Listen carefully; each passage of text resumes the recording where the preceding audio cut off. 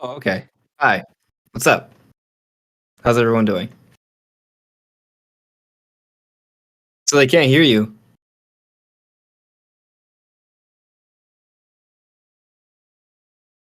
Okay. How you guys doing? Nate, you were joking about me hosting your show. Well, I guess I'm hosting. Hello. What is up, guys? Um, then we're gonna talk about Nintendo stuff here.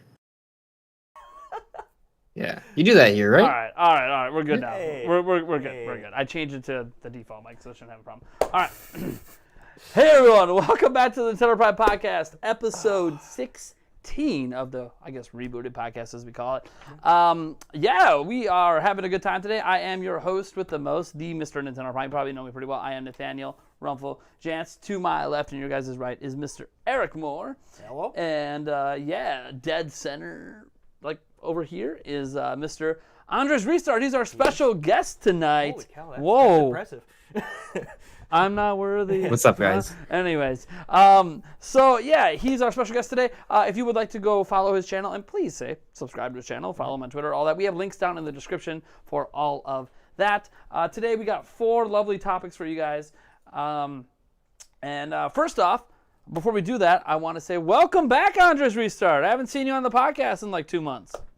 How's it Yeah, it's going? been a little bit, right? I'm good. We talked a little bit on Sunday. I was been busy doing stuff, being away on vacation and all. But I'm back and I'm pumped and ready to go. It seems like we're like maybe a couple weeks away from an Nintendo Direct potentially. So like That would be potentially Oh, I'm we got excited. a lot of stuff to talk about. I mean, we always have stuff to talk about. So We got it's a lot gonna of stuff be to talk about. And I will note, if there is time today, we will be taking a few fan topics right from the chat towards the end here if the time allows. All right. Big shout out, by the way, right off the bat with the stream. We got Logan LeBlanc with the $2 super chat says, "This is the Triforce of YouTubers." Oh. Well, I mean, technically you have a YouTube channel because you have a YouTube account. Yes, technically. No uploads. Yeah, Wait, no, do you? I don't think you have any no, uploads. I like You probably have some subscribers though. maybe. Impressive. You probably That's have like possible. 2. I don't know. Yeah. Hey, you did dab for the people the I one did, time. I So did. I mean, you probably gained did. some subscribers from that. Yeah. All right. Just dabbing alone. Just dabbing along. Anyways, all right. So we're just gonna hop right into the topics. We have a lot of deep stuff to get into, but before we dive into, say, some stuff with Nintendo Direct and all that jazz, I know some people are really curious about that. Today was the start of Gamescom. So Gamescom, I feel like I have to say this every time because when I mention it to people on my channel, I was like, "What the hell is Gamescom?" Okay, well, it is essentially E3, but on the other side of the country, or the side of the world, I should say. It takes place in Germany. Technically, the in-person event is in Germany. I don't know how big the in-person event is this year. But for our purposes, the in-person event's not as relevant, although maybe it will be this year if there is one, because we didn't get an in-person E3. So if there's any demo gameplay that comes out over the next week, that's because they actually got to go in person and play them. But I have no idea with COVID and everything what's happening with that. But what we do know is they're still doing digital events. And they kicked it off today with Opening Night Live hosted by Jeff Keighley, which was like a 2-hour event showing off a whole bunch of games. And most of the games aren't things that we're necessarily going to talk about here. Yes, there was Halo Infinite. Yes, we got Call of Duty Vanguard. Nate, and a they're whole saying bunch your of mic other is stuff. too low. What? They're saying your mic is too low. My mic is too low. I mean, I could change that. Or Andres is too loud. I don't know. I mean, either way. We'll crank it up, though. We'll crank it up. Test. That means That's as loud as I can go. Well, that sounds very loud. Yeah, that sounds very loud. So instead, I'm just going to bring Andres down. yeah. So we're all at equal. I mean, Something like that. if I was gonna say if you're quiet, that means I'm extra quiet. Yeah, because Eric's really quiet. Anyways, we're just going to go with this audio setup. I hope we'll adjust Andres' audio as he chats because I can see the audio levels here, so I can know if he's too loud. So here's what happens with Gamescom. Gamescom is an event that happens in Germany, and Opening Night Live from Jeff Keighley happened today, 2-hour event, a whole bunch of games were shown off. The games were primarily obviously for other systems. Nintendo does not partake in Gamescom, just like they don't partake in Tokyo Game Show. They pretty much, it's E3 and Nintendo Directs. That's where you get most of Nintendo's news besides the random social media updates they do. So obviously for Nintendo fans, it's always like, oh, there's not really much of a reason to pay attention to Gamescom except for third-party games that might be coming to Switch. And we got 3 big ones that happened today. But before we touch on those, some people might be wondering, where the hell is Sparks of Hope? Sparks of Hope is up for Game of Show at Gamescom. Wasn't shown today. Well, Gamescom's a 3-day event, so this was just day 1. So there's 2 more streaming events happening in the next couple days. Telling me there's a chance. Telling me there's a chance Sparks of Hope news is going to be dropping here in the next couple days, maybe even gameplay. Oh. So You need to keep me updated. So the second that drops, I want to watch it. you need to watch my channel because that's where I'm going to be talking about it. I'm working. See, he just self-admits he doesn't watch my content. What a bastard. Yeah, you're right. You know it's a YouTube video. You can watch it anytime. Hey, It's not a live stream. I do take the podcast, throw it on a different tab, and play that through the full. Anyway, he likes to listen to himself. I mute it. So he tries to Gotta help get the out watch. You gotta get the watch. Gotta get the watch time. The full watch The time. full watch time. Yeah. So, anyways, so we got 3 games that big games that happened today. And those 3 games, basically, we got an update on the Ninja Turtles, TMNT, Shredder's Revenge. We got an update on that. So people really wanting to know what's happening with that game because it finally looks like the best Turtles game we probably had since the old school Turtle games in the arcades and all of that. Turtles in Time and stuff like that. So anyone who likes the old school Turtles, that's what this game is targeted at as a beat 'em up game. Then there was a new announcement today, a surprise announcement, Marvel's Midnight Suns. That was a very shocking announcement and also doubly shocking because it's coming to Switch. But maybe it's not so shocking when we consider the type of game it is. We'll get into that in a moment. And then the other game was, I forgot. Oh yeah, Lego Star Wars Skywalker Saga. And that was another game people were really looking forward to because it's looked fantastic the entire time. Eric and I got to see the behind-the-scenes demo at E3 2019, which they still have not shown all the content from. So we still have seen more of the game than you have. Nothing we can do about that. Yeah, no. They're just not showing it. Yeah. The disappointing thing with all of these games is obviously they're all coming next year. 2 of them early next year. Well, that's good for me then. Oh yeah, 2 of them early next year. Lego Star Wars Skywalker Saga is coming in spring, and March is when Marvel's Midnight Suns is coming. But what's weird is the one we thought might get shadow dropped here in Gamescom in terms of, hey, it could be done, was the Ninja Turtles game, and that one just has a 2022 date with no specific timing, which means it might not even come out in 2022. We'll have to wait and see. But let's just kind of go in order of how they were unveiled. So the first one that was unveiled that's coming to Switch was Marvel's Midnight Suns. Now the trailer for it, it's in-engine, but it's not in-engine gameplay because it's an RPG tactics game in the style of XCOM because the team leading it is the same team that actually created XCOM. So if you like XCOM, or if you haven't played those games, if you like Mario plus Rabbids Kingdom Battle, that's what this is. You like that, or if you haven't played that, if you like Fire Emblem, that's a similar type of game.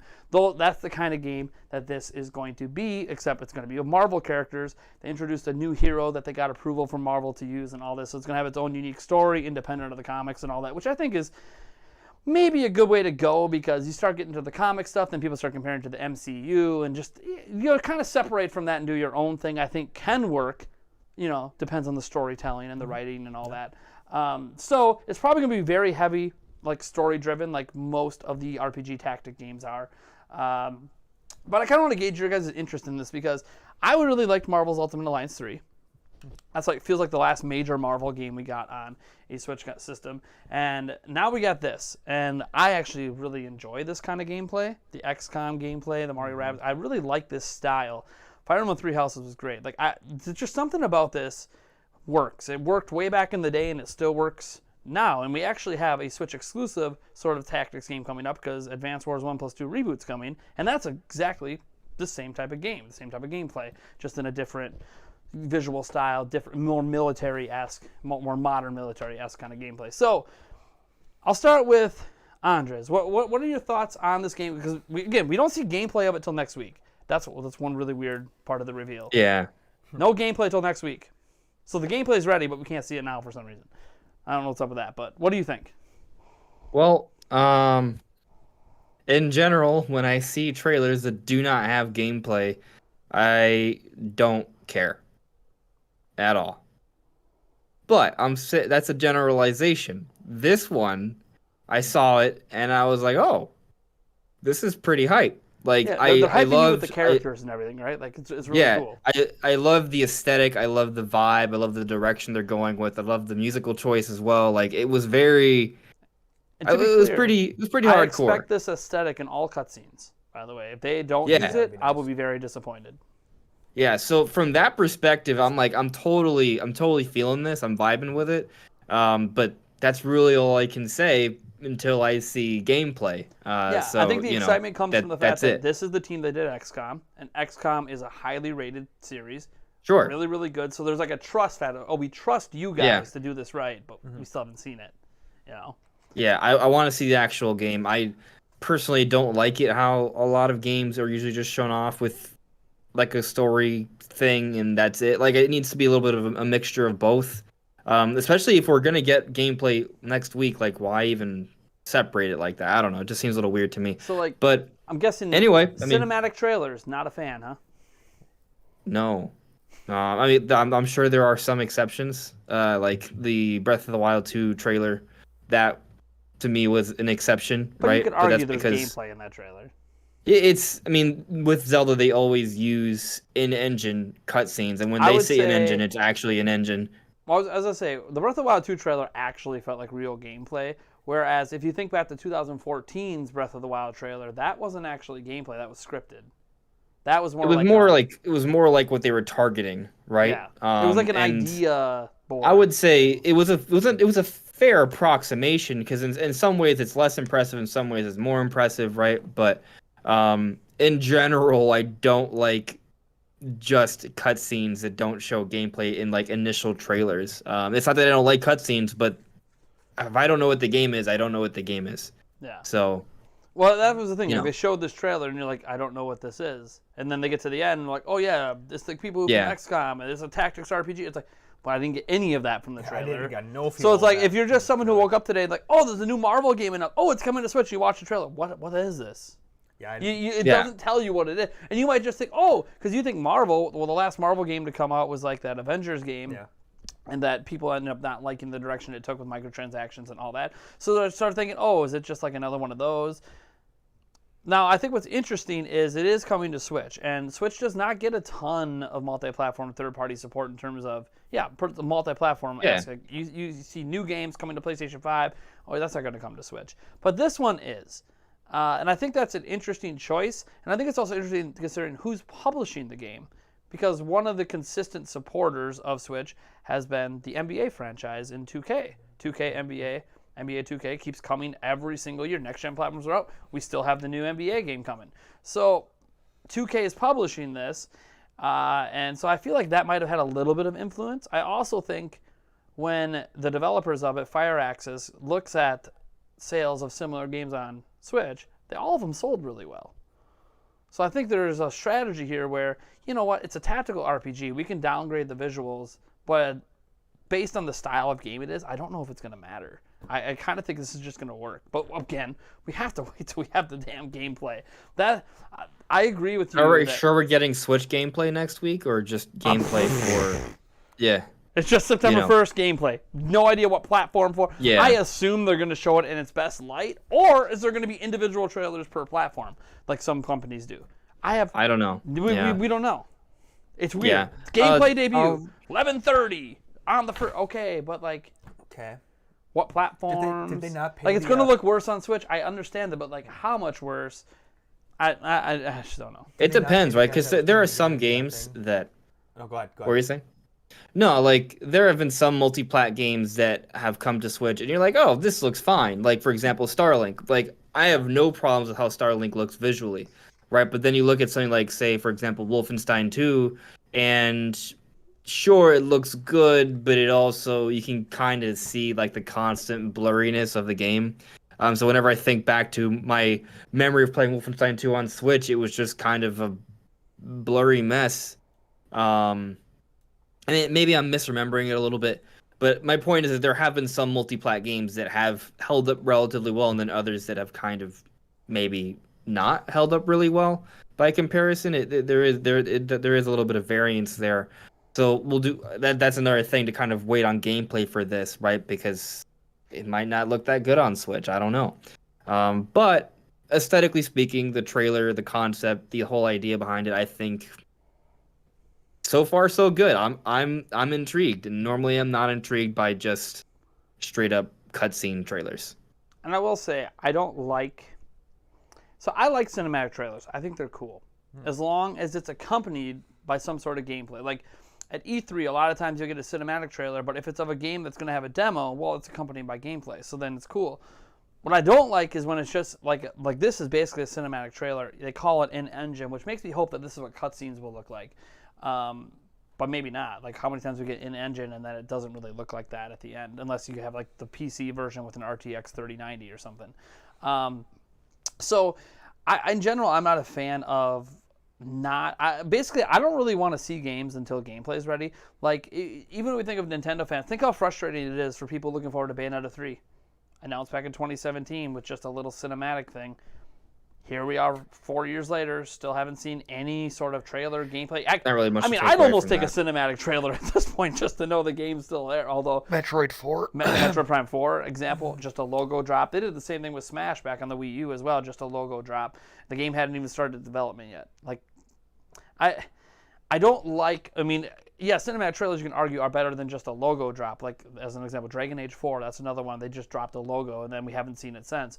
I don't like the logo drops, obviously, unless I will give a caveat to logo drops, but you better come through, is if you do a logo drop on an IP that's been dead for like 20 years and you just want to let people know it's coming back. I'm okay with that to an extent, but you better look at come Metroid Prime 4. Like, just the confirmation that Nintendo was developing Yeah, and that was Metroid the Prime idea 4 with Prime huge. 4. Yeah. That was the Right. idea. Confirm it's coming back. But technically, we had Metroid games that weren't necessarily so old at that point. It's just we didn't know the Prime series was going to come back. Now, I know they said after Other M they're going to shelve it, but then we had Prime Hunters. I mean, technically, when we got Metroid Prime Federation Force, we should have known that they weren't done with the Prime series, but they we were mad. We were had too not angry. given us like a legitimate Prime We're game, angry. not a spin-off Prime We're game, which is already a spin-off series, but whatever. Yeah. It's strange, but you know, and going back to the point though, we'll see when more gameplay comes up, we'll see, but cautiously optimistic is the best I can sort of give you with that trailer. Basically, this is going to be a topic on next week's podcast, I'm sure, because we will have the footage then. So we'll end up revisiting this next week. But I want to get Eric's thoughts on this because you actually, I know you like this style of gameplay, even though we haven't seen it yet. Yeah. So and I also know you like Marvel, like Spider-Man. Yeah. You know, Oh, yeah. we're day one, baby. Yeah. At least I am. Yeah, oh, yeah. It's my daughter's birthday too, so I got to somehow finagle to do that and day one. But I will make it work because that's how much I love it. Maybe I'll even drag her to the movie, although she'll probably get scared. I don't know. Honey, the Green Goblin's coming on. Cover your eyes. Anyways, so what are your thoughts? Are you excited for this? Yeah, I mean, I loved XCOM. Played the crap out of it. Never really played much for XCOM 2, but still, I mean, I heard it was a decent enough game. Played the crap out of Mario plus Rabbids. Yes, I did. And so this type of gameplay I like, kind of that turnstile. Hopefully. Like that. We don't actually know. Yeah. Well, my question is, did they forget to pay the guy who? Did they have a cinematic guy working on one trailer and a gameplay guy working on another trailer? Did they forget to pay him? So like, I get what they're doing, right? Yeah. They're trying to create. Okay, we announced this game, and we're trying to create an event. Yeah. And I understand creating the event because this game comes out in March. This is the only one we have a month, you know, for when to expect it. But the thing is, I don't get why if the gameplay is going to be shown next week, I get hyping people up to see the gameplay, and I am hyped to see it. But like, also, you couldn't have gave just a smidge tease. Yeah. Like even just like make it like a freeze frame stop in the trailer where like they do this move and all of a sudden, but bam, for like 4 frames. If you freeze it, you could actually see like a screenshot of gameplay. Yeah. And then that builds all the hype to see the full gameplay reveal, right? And they didn't even do that. They just kind of said, hey, we have a new Marvel game in the work. Hey, it's by a team that you guys all know. They made a franchise you guys all love. Trust us. It's going to be great. See you next week. I had no clue it was going to be in the XCOM style because. Well, and it was a surprise announcement. was nothing They there, too. literally kept this on the wrap. There was no rumors about this or anything. But so. until you told me, I was like, oh, it is? Didn't get that out of anything. But okay. I mean, sure. I'm excited To for it. continue that trailer conversation, what kind of trailers do you prefer when a game is first being shown off? If I don't mind cinematic, but I do prefer it actually have including gameplay in it. Combo. Combo. I like the cinematics. They're pretty. They're fun. They're great. And they cost a crap load of money. Yes, they do. What I don't like are the cinematics that aren't actually part of the game. No, yeah, that too. Those are weird. You get like a cinematic trailer, and it's like, but that cinematic's never in the game.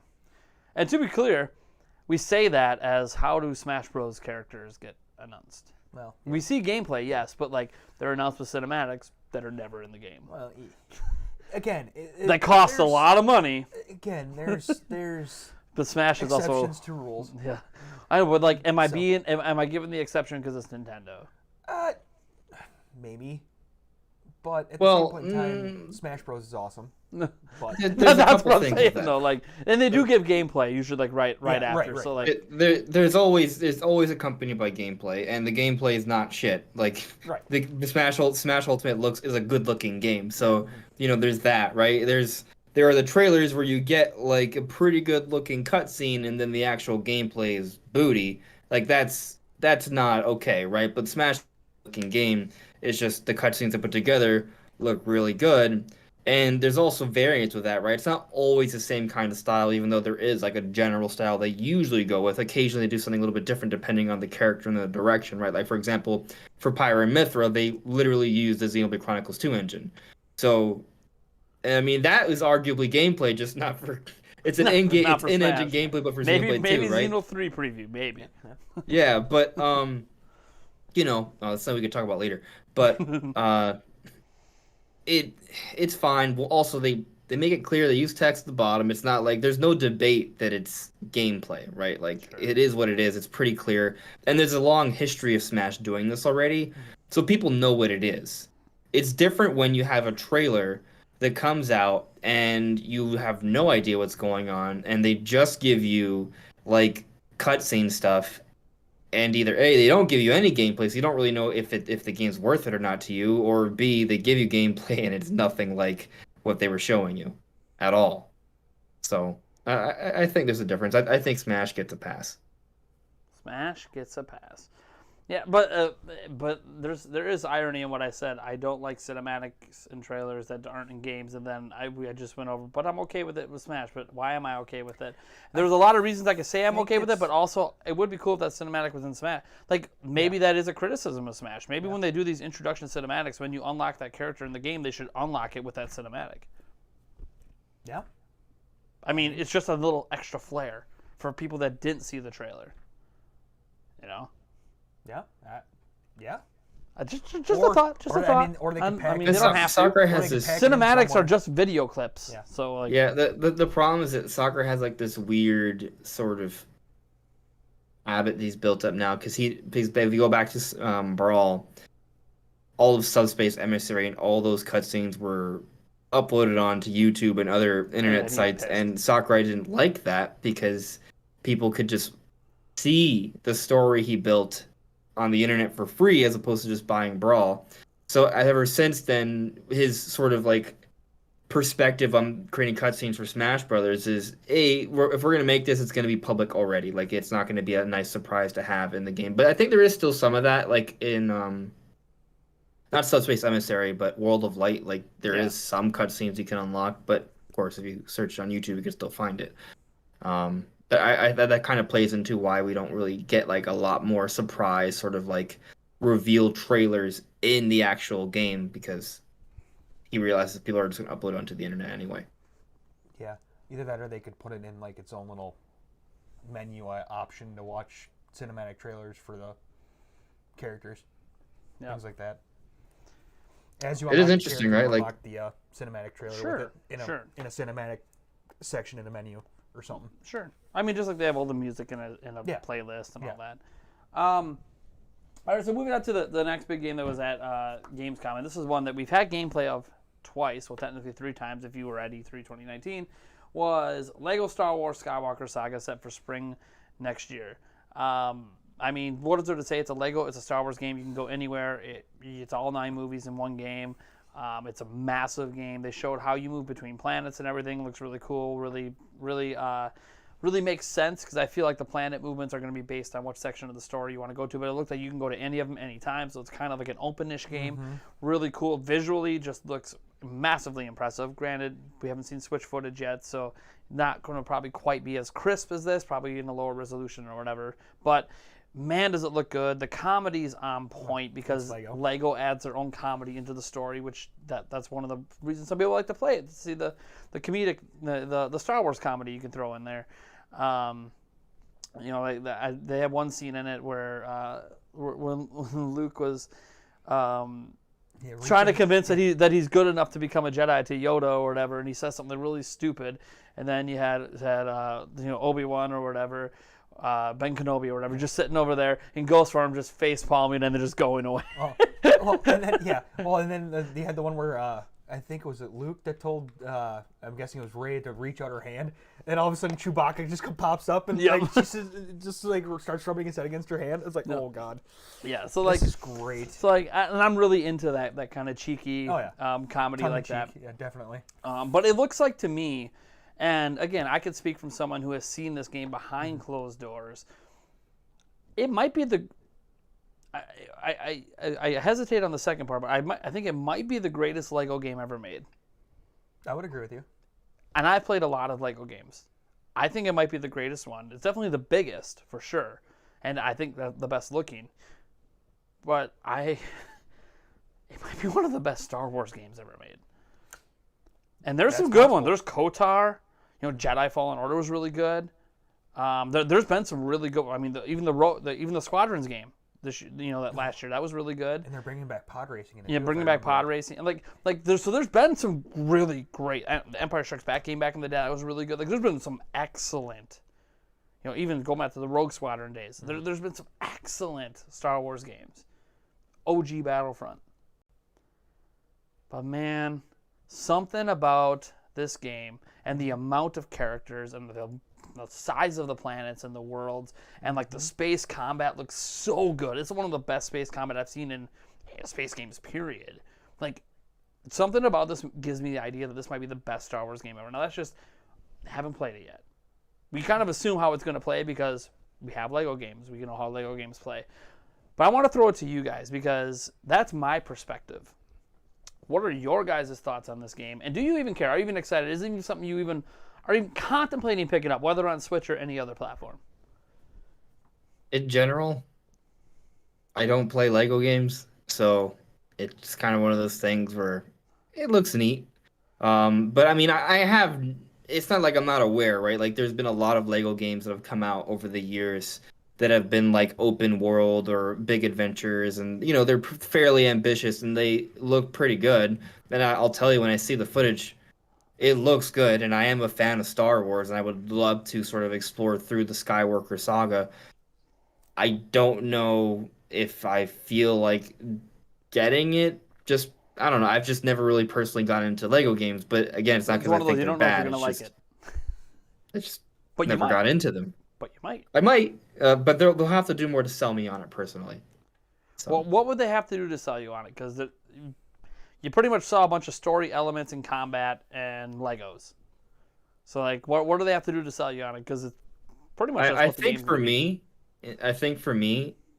there is and this may sound terrible, but there's an inherent turnoff that they are Legos. So that's just always been like, okay, they're Legos. I don't feel like playing this. But I totally acknowledge that all the Lego games are pretty good. Right, and like if I were to play, I've tried a couple and they're fun. I've just never felt like buying them.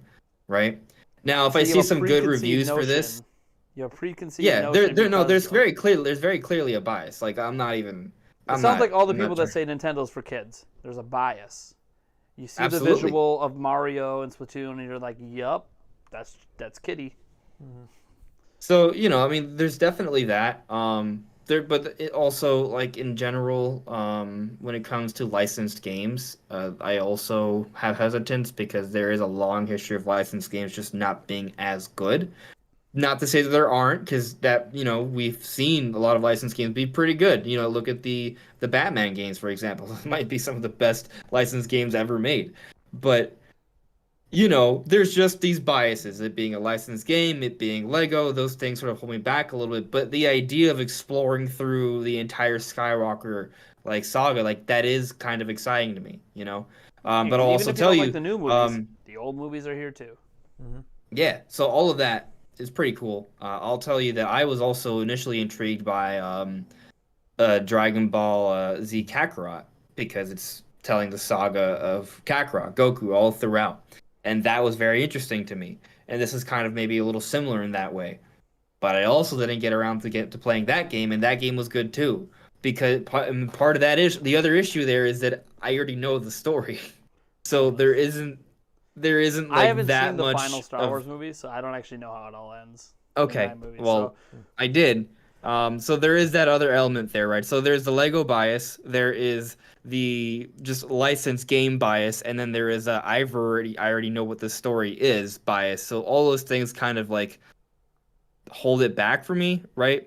And on top of that, like there's I mean it's competitive. There's so many games out there that I want to play or need to play. So, there's that going as well. I'm not saying I won't buy the game, but I just being frank, I what probably are you won't buy the playing in game March? unless the reviews are like insanely good and I have nothing else to play. I know that's why I said, what are you playing in March? Because right now we don't know what else is coming to Switch in March. I We don't have know yet. guesses. I don't know yet. We don't know. Could be Monster Hunter Rise DLC. We might get paid Could be. DLC a year afterwards. Could Legends be Arceus DLC. could be like I mean I feel like with Legends Arceus we might have to wait a little bit longer, but maybe not. Sorry, Right? That's a sorry. possibility. Arceus. I don't care. Um, That was someone on his podcast. that's a whole other conversation. Reaming us for it. Although Legends Arceus comes at the end of January, so like conceivably that could carry me into March potentially. It does depend. Um, never mind backlogs, but then I mean if we're just thinking about like Nintendo, like there's a chance that Nintendo releases another big game in March. something in We don't March, know what that is yet, right? It could be Splatoon 3, it could be the Donkey Kong game, it could be Xenoblade 3, it could be something we don't know about. Yeah, So, because I feel like the I mean, timing of Pokemon is meant to carry February and then drop another game in March. So we'll have to wait and see. yeah. Eric, what are your thoughts on Lego Star Wars? More than likely day one purchase. Yeah, Just I love. dude. When I was sold when we saw the That behind the scenes demo at E3 2019, I was like, dude. Yeah, right. Like, cause I used to be really into Lego games, but after a while they start to feel a little bit samey. So you're like, okay, whatever. I'm like, so they announced it. I'm like, okay, all 9 movies. That's intriguing, but whatever. Then we saw the behind the scenes demo, and I'm like, this looks like unlike any Lego game I've played. Right. No, for sure. This is, and I love Star Wars. As I say that, and I haven't seen the final video movie. It's like I'm waiting to see if there's going to be an episode 10. Because if there isn't, I'm going to salivate and wait as long as possible to watch episode 9 because I kind of don't want it to end. I think that's the way I am right now. I don't, and I heard that people don't like that episode, and it's fine. Yeah. But I still got to see it. Yeah. I got to see the conclusion. It's just I'm waiting to see if there's more beyond it. And there's going to be spin-offs and other things, and maybe they get rid of the episode numbers and they never do episodic again, and that's fine. That's fine. The spin-offs have actually been really. I've seen like all the spin-offs. They're really good. I love the Disney Rogue Plus One series. was amazing. Yeah. Like all the spin-offs have been just utterly fantastic. So maybe that's where Obi-Wan. Disney's forte is, That's is gonna be telling hype. the side stories than the main story. But Well, I want to see like a news story become like the next big thing, right? yeah, Like it the feels Sky, like you they could need a argue new that I feel like they need to like episodes 1 fast through forward in 9 are time, the like 10,000 years, and let's get something new. like I want the next Skywalker saga, right? Yeah. It wouldn't be the Skywalkers, it'd be something else. But I would like to see that. That would be very interesting. And also tell you that my favorite of like the 3 different trilogies, I've always had an affinity for episodes 1 through 3, so the middle trilogy, which is confusing. Mm-hmm. And the reason for that is because that world has more going on in it in terms of there's a lot more like living characters still. There's still a lot more of that civilization. Episodes 4 through 6, a lot of it's sort of dead. And also because the movies, when they were made, there were technology limitations, right? So there's only so much they could sort of show off and convey. It would be interesting to see like a Star Wars series that sort of shows off the full like breadth of like the history and the lore and the civilizations and characters and the species full on, and really dive into that with modern technology. That this has nothing to do with video games, but just no. putting Well, that out there. and to comment on general, because like I've heard some people when I even talk about this game, like, oh, why do I care? Disney ruined Star Wars. There's been a number of comments for that, and I go like this. Look, Disney bought out Marvel, right? And they're doing all those movies. Lucas. No, Marvel. Marvel, right? And everyone seems to be thrilled with the Marvel Cinematic Universe in general. There's some hit and misses here and there, but in general, people seem to be really happy with it. And they started that basically all over again from fresh. There were other movies that existed, but they just rebooted everything and have done a fantastic job. And when we think about the Star Wars movies that people like that have come out in the last 10 years, they've been a lot of the side ones that aren't locked into the main core story, which to me makes me feel like, look, you can get mad at Disney all you want, but also Disney's trying to follow up something they didn't create. If they're allowed to get creative freedom to tell new stories and go in new directions, I think they can make amazing Star Wars movies because we've seen them do that with the side ones. So if they can, as you said, a new Skywalker saga, but Disney actually gets to start it from the very beginning, that to me is really, really exciting for the potential future of Star Wars, just like it has been for the MCU. Everyone's been, oh yeah, like I remember all the controversy, oh, you're not going to use Andrew Garfield from The Amazing Spider-Man, and now look at what Spider-Man's doing now. Like, clearly, when they're allowed to fully control everything from the very beginning, they know what they're doing with these IPs. They know what they're doing way better than Marvel movies were doing before Disney got involved. And Star Wars, Star Wars wasn't exactly doing too hot before Disney bought it. So, like... Lucas in general wasn't really. Yeah, Lucas in general, like, and it's just like, now they own the Indiana Jones IP and they're making another one of those. Yeah, but eventually they need to reboot that IP because Harrison Ford is old as shit. And I love Harrison Ford, and he's amazing and forever, just like, Robert Downey Jr. is always going to be Iron Man to me. Eventually they'll reboot the character sometime in my lifetime, I'm sure, at least one more time. They'll probably reboot the whole MCU at one more time. That's some big event that resets everything, and then there's a whole new characters, and that's fine. That's the beauty of the MCU is that you can literally do any event, and all these characters go away, and we have all new ones. There's multiverses in. I mean, it's haven't seen Loki, have you? Huh? You really need to watch Loki on Disney+. I really like Loki. Loki's good. Yes, there's multiverses, all right. Yes, so but all you just have watch. To do is just say you're in another universe of Marvel. Congratulations, there's your wipe. Watch Loki. That's all I'm gonna say. I mean, they don't have to have something big happen. Just there's something in particular that happens to the multiverse that you need to watch. A couple years ago, they were joking around about multiverse, and now they have multiple movies or TV series that are like tackling multiverses and actual Loki was plot literally device. all about the multiverse, yeah. Yeah. And then now obviously we have the it happening with the Spider-Man movie and everything. So yeah, it's very interesting. I'm gonna leave it alone because you love Marvel, and I don't care if you don't have a Disney Plus account. Use mine. Yeah. Watch it. It's $5 a month. Yeah. It's only 6 episodes. Yeah. Got it. And then you even argue, was there multiversal crap happening with WandaVision a little bit, depending on how you want to look at things. And anyways, so the point is, Lego Star Wars looks really cool. We're really into it. We're gonna get it day one. Andres is like, IP interest high. It does look halfway decent, but it's Lego, and I'm biased, so I'm not sold, and it's really hard for them to ever sell me on it. So maybe if I just happen to have nothing to buy and I'm at the store. Yep. I mean, that's it. It's kind of like, it's got to be like a spur of the moment. Sorry, I'm a hardcore Nintendo fanboy. I'm not a hardcore Star Wars fan. It's rated higher I'm a fan than of Star Breath Wars, of the Wild. Some crazy 97 rating. I haven't bought like any licensed games in years. It's just it needs to be really good. That's just my thing. I'll tell you this. I've been wanting to get is it Fallen Order? The one that had like some ex Retro Studios devs work on it. Fallen Order. Right? What about Fallen Order? Sorry. Was it the? Yeah, I've been meaning to pick up that one. So like occasionally I do. Yeah. Yeah, like I Star Wars don't game? want to get around. Well, Squadrons is technically the newest Star Wars game. Sorry. The thing is, I mean, if your PC's capable, you can just get Game Pass and just play it for cheap. Yeah, I could do that. Oh, I did like Battlefront. Occasionally, I like licensed games. Well, they're but, like Battlefront 1 and 2. Like, even though there was all the controversy, they still were pretty solid fundamental gameplay Yeah. underneath it all. It's just they didn't, they the EA'd classic, it. the classic Rogue Squadron ones were pretty good. Yeah, Even Squadrons was actually pretty solid. But I feel like EA feels like they need to make it up to Disney because Disney yanked away the IP exclusivity because of what they did with Battlefront. It's like, yup, and if you keep messing up, they're going to yank away the games you are making, so... So now we're getting good Star Wars games. And now they're being made by multiple companies. So I wish the NFL would do that too. Oh, well, you could dream of having 2K back. Yeah. Hey, you know what? No, don't dream of it because guess what? College football is coming back by EA, and you're going to be able to bring your rosters into NFL again.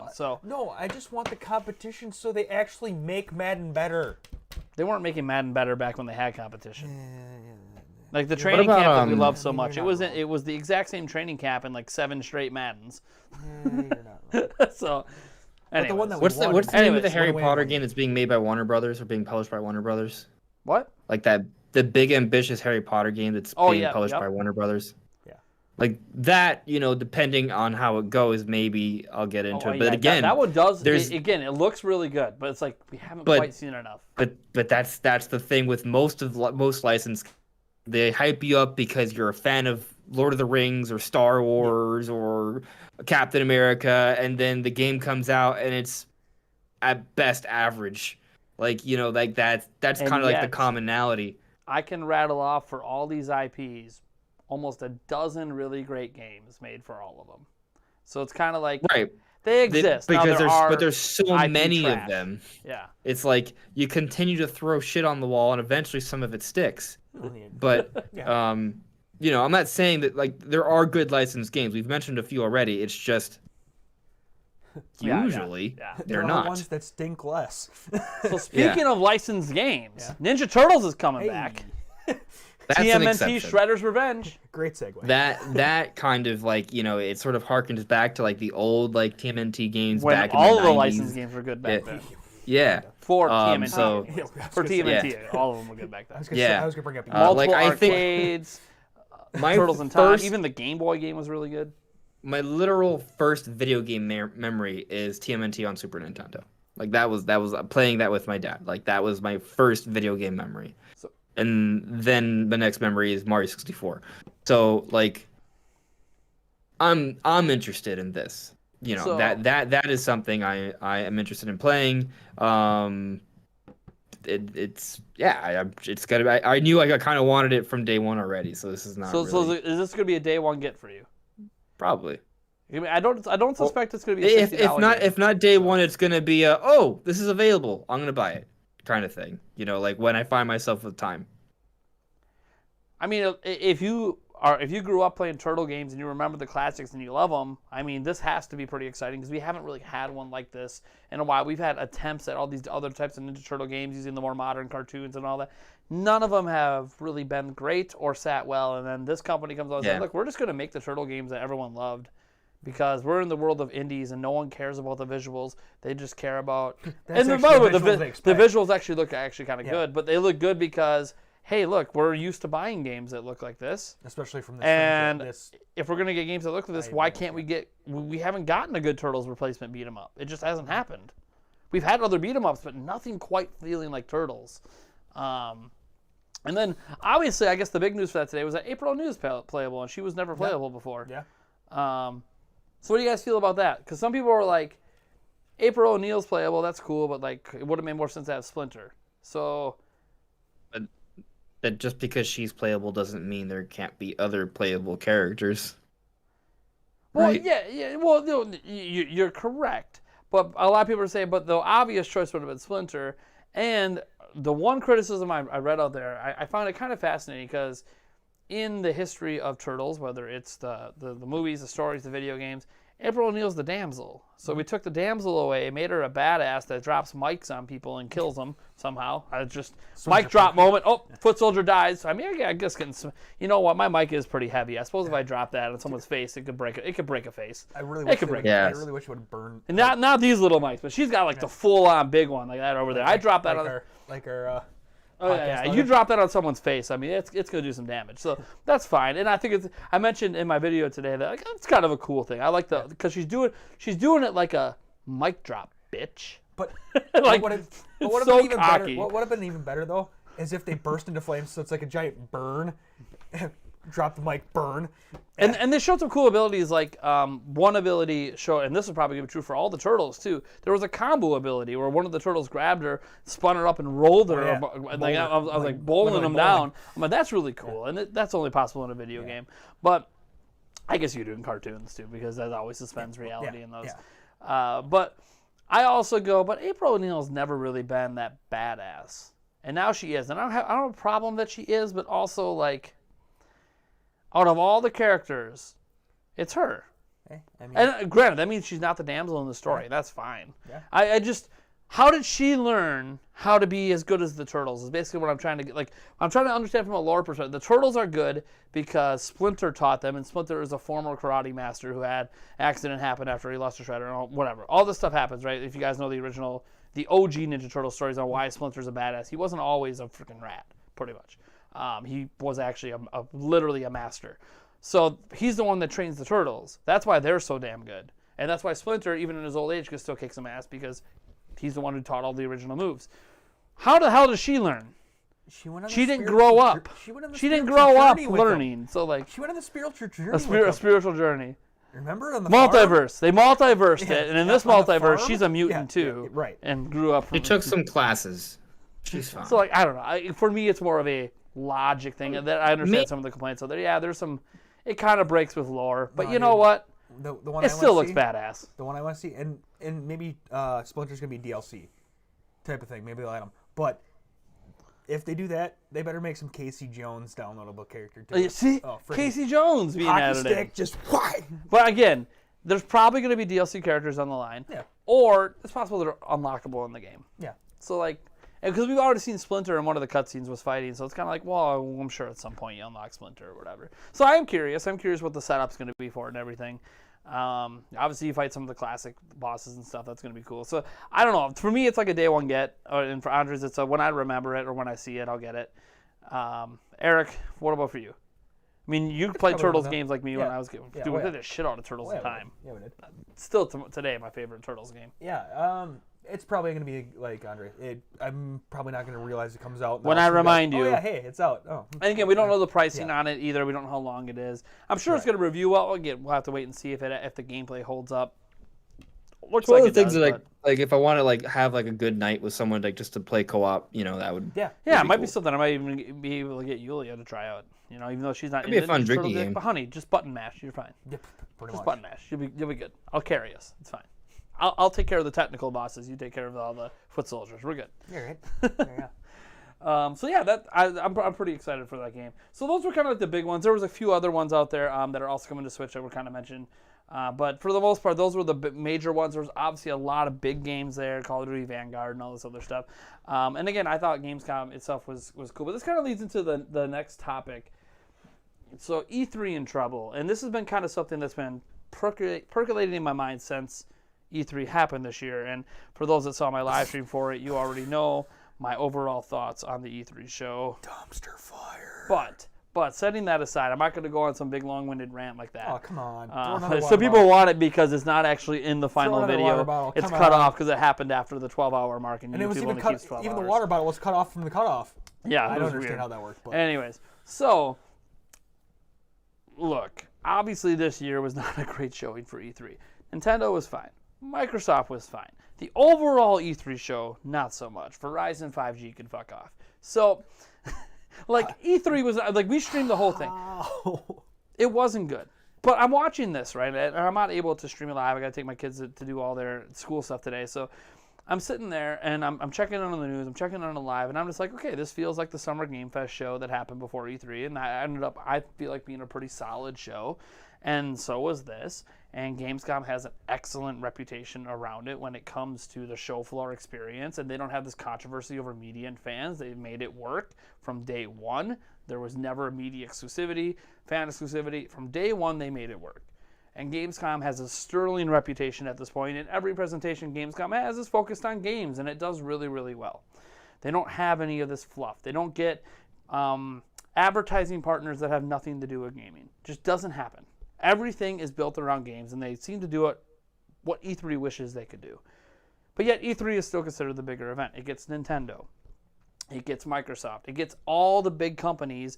Not as many companies overall as Gamescom get, but it gets most of the big boys except for Sony right now. So like E3 is considered the bigger event and usually has more of the game announcements. More game announcements happen there than at Gamescom. But obviously E3 was in a little bit of trouble before the pandemic. Wasn't like it was, going to go away at the time. The attendance numbers were still really, really high. They were making a lot of money on those gamer passes at $250 a pop. They were doing fine. They still had the major companies doing press conferences, good or bad. But after E3's digital showcase, where they've had, realistically, over a year to prepare for something like that, which it felt like they didn't really take a year to prepare. They took like a month. It's what it felt like anyways. I'm sure it was maybe a bit longer than a month, but it really felt like they threw it together last minute when they realized, we're not going to be able to go live this year, so we're going to throw this together last minute. And they just drew in all their partners because the ESA also runs the ESRB and all that. So they have a lot of partners. There's a lot of people from Nintendo and Microsoft on their board. And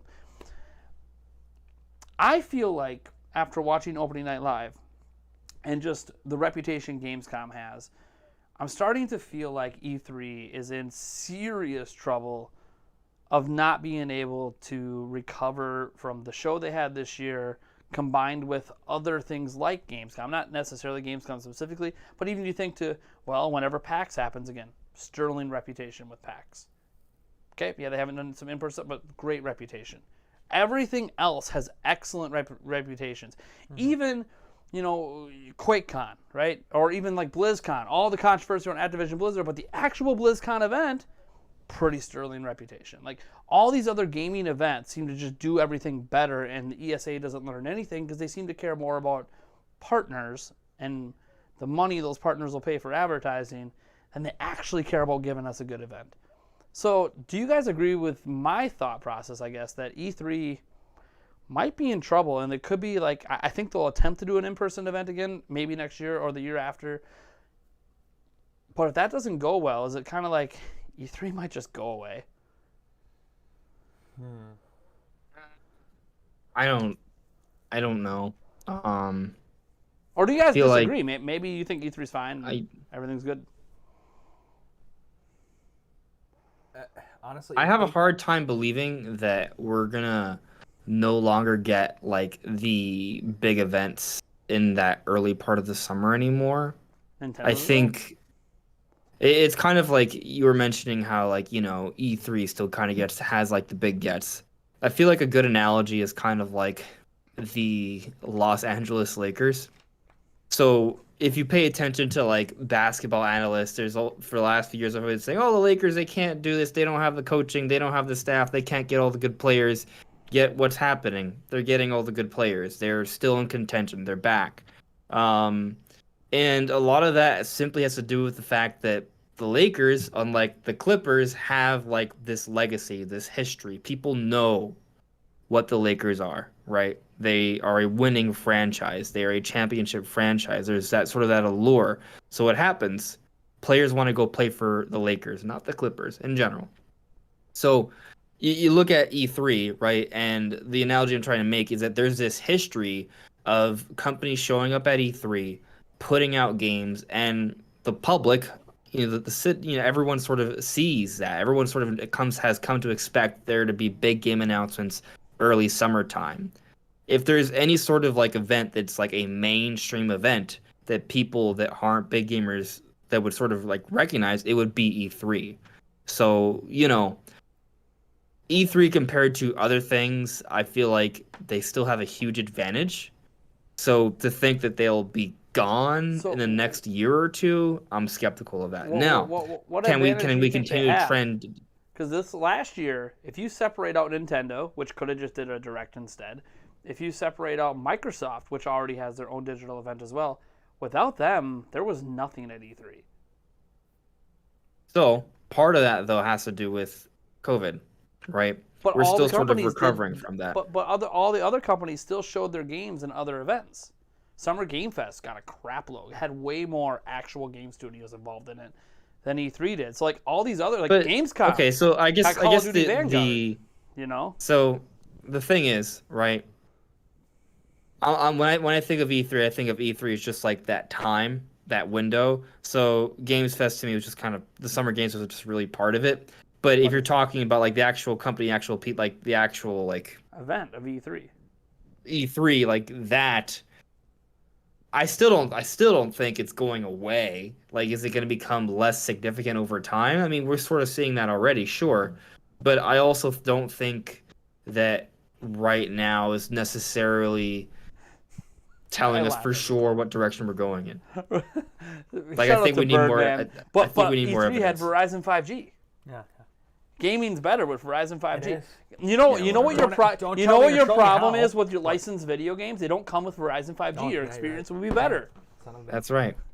To be honest, I don't know. the Switch might be better I with just Verizon 5G. I think in general, just like moving forward, like as a fan of gaming, there's always going to be something around the early summer, even if it's not called E3 anymore. So I'm not really worried about that. But if you're talking about E3 as the organization, they still, I think, have that advantage because of the history, the legacy they have. But you're also right in saying that, you know, there is more competition now. It's not as clear cut as it was before. But I also feel like it's still a little bit of a small sample size. We're still kind of going through the pandemic, so there's still a lot of impact there. Let's see where they are a couple of years from now. Sure, and I hear you on that front. And my whole counter argument is E3 was in trouble before the pandemic. So like this isn't even a new thing. E3 itself has been struggling for almost a decade. I mean, Sony left. So yeah, Sony left. They can't convince Sony to come back. EA left. They can't convince EA to come back. Other studios are finding out, hey, we're getting just as much attention and sales on our games without you.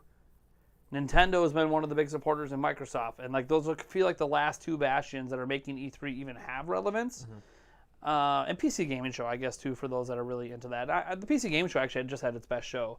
Mm-hmm. So I don't want to forget that was actually officially part of E3, and that actually was I guess a the pretty other decent thing to show. consider is that you've been to E3 physically. I've never been to E3 physically. I've only experienced it over the internet. So there is that kind of consideration, right? So your perspective is very different from mine. Like to Well, is me, your perspective, when I think of I I just care about getting going gaming to news. E3 perspective. Growing up, I always dreamed about going to E3. Yeah, right. Now I'm like, like, do I like the idea of going on a trip and getting like close, like inside access to a couple games? Like we got to see Lego sure, Star Wars that'd be behind closed or get- doors last time. Yeah, and that's cool. Like, Yeah. would it be nice to see stuff like that to get some hands-on experiences of games? Like, I'll tell you that I really desperately want to play Breath of the Wild back at E3 2016. You know, Oh, it like was that would have great. been It was really great. nice, It was. right? It was amazing. It was our first E3.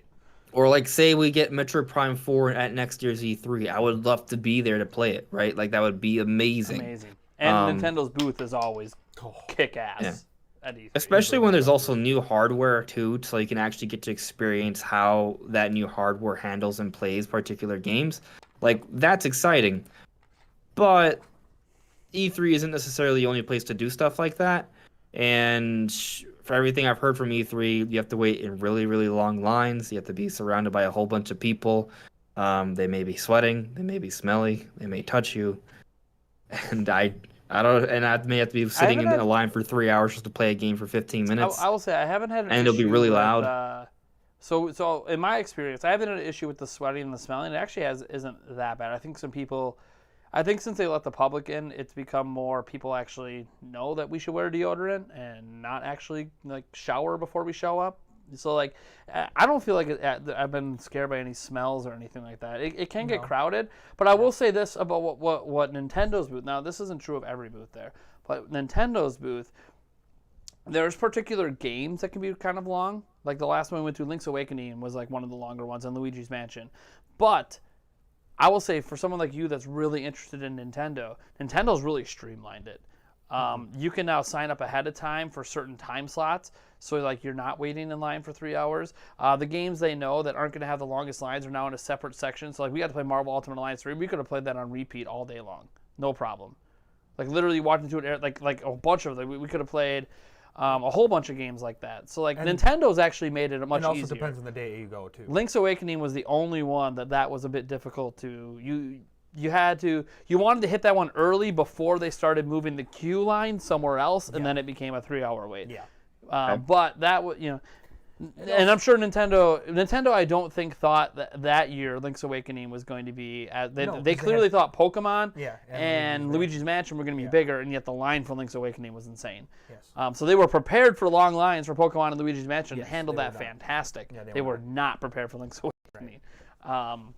So that was kind of assuming it's like that, right? Where like let's say there is Metro Prime 4, and like you can schedule when you go in. There's not really that much of a hassle. You just there when you schedule it, and everything else is streamlined. Then fine, I would love to go because as you mentioned with Nintendo, like they don't have the last two. They sort of handle things, especially like the last few years they've kind of made it like a little bit like a theme park. That's really cool. So for that reason, I would love to be there.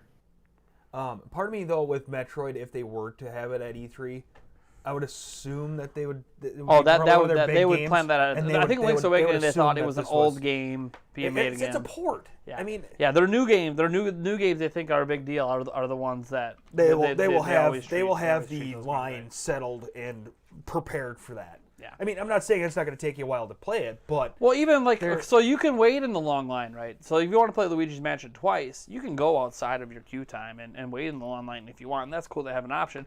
Or you could sign up ahead of time like we did, and you just wait in line, and it's like a really tiny line because you get to go to like basically the front. They have you're 10:30. Okay, you get to come in line here. Everyone else has to wait, and you watch everyone groan as you walk by, and you go, hey, they had sign-ups online. You guys are just not paying attention. Mm-hmm.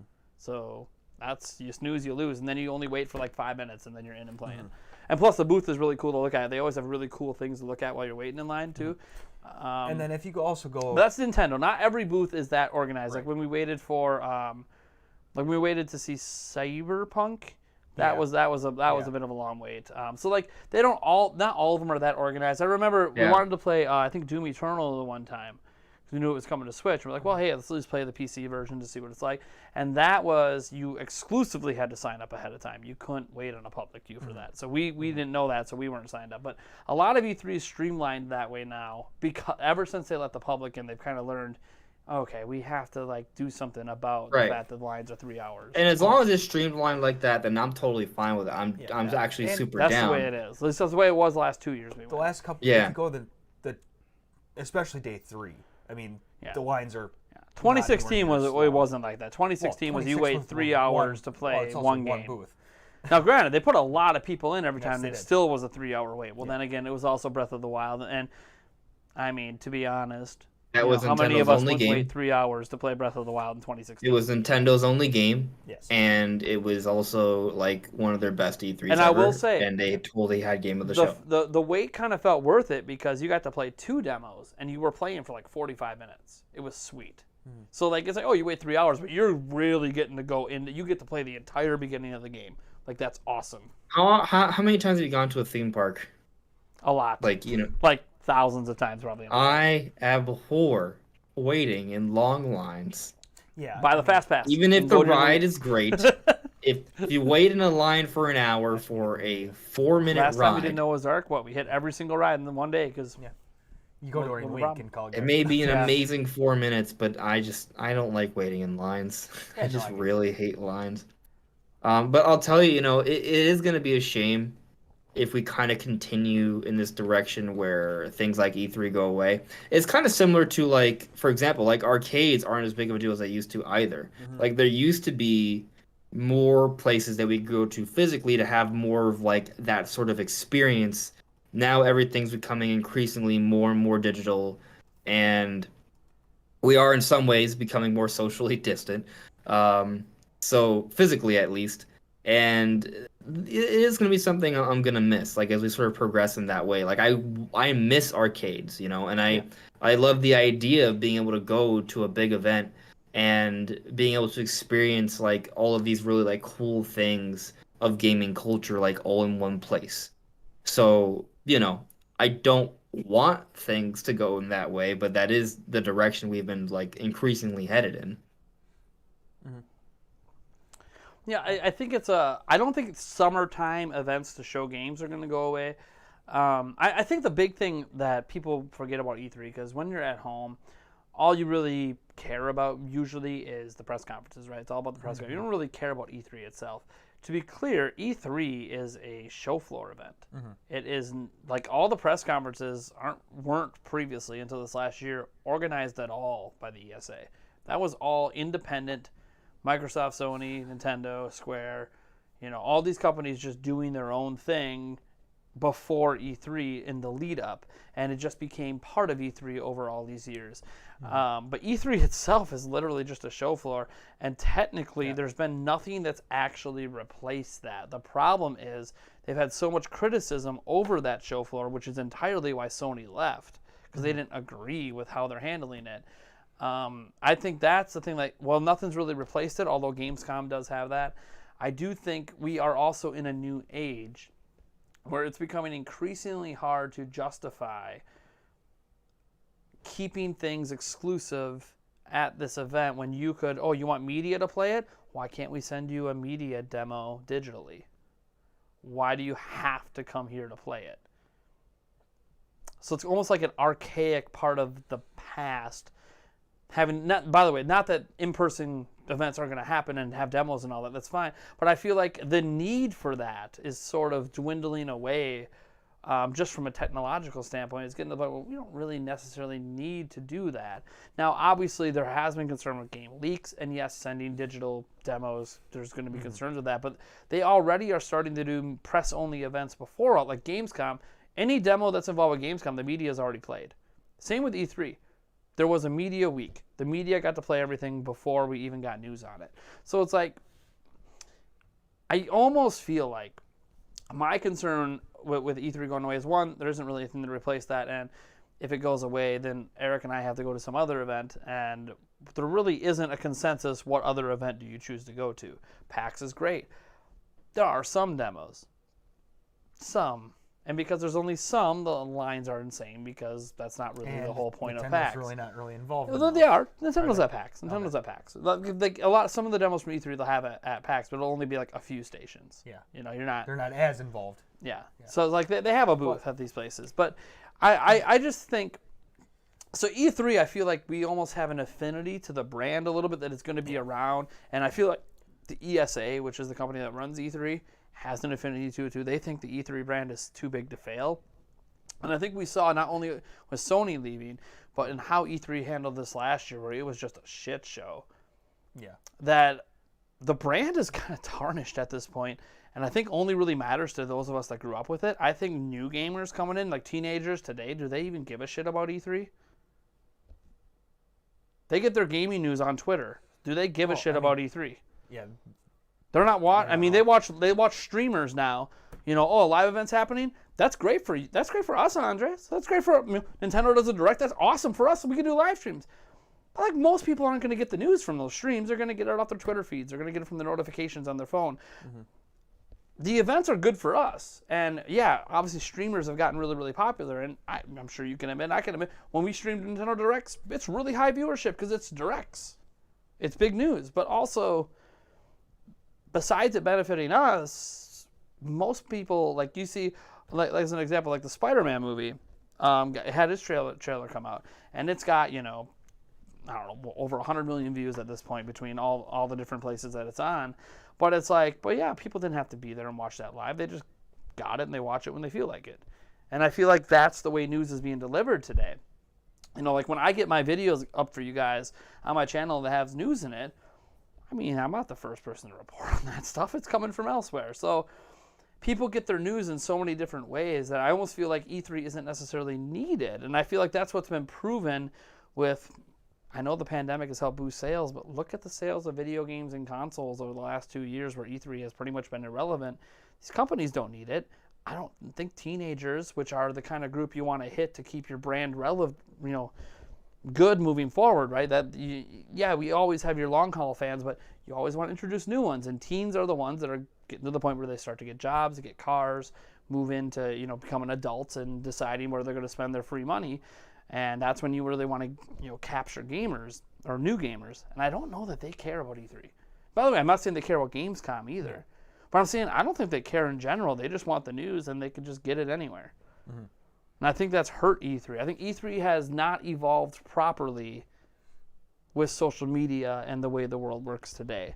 And I think that was very evident when E3 put all this advertising, become a co-streamer, become this, become that. We're pushing E3 big. And then you watch E3's event and you're like, you are so out of touch. Not just with me as an old school gamer. You're out of touch with gamers. Teenagers aren't going to care about Verizon 5G ads when they're tuning into something being advertised to them as a video game show. They're not going to be caring about, oh my God, there's a Borderlands movie being made. And it's just behind the scenes with the guy behind Borderlands running around that.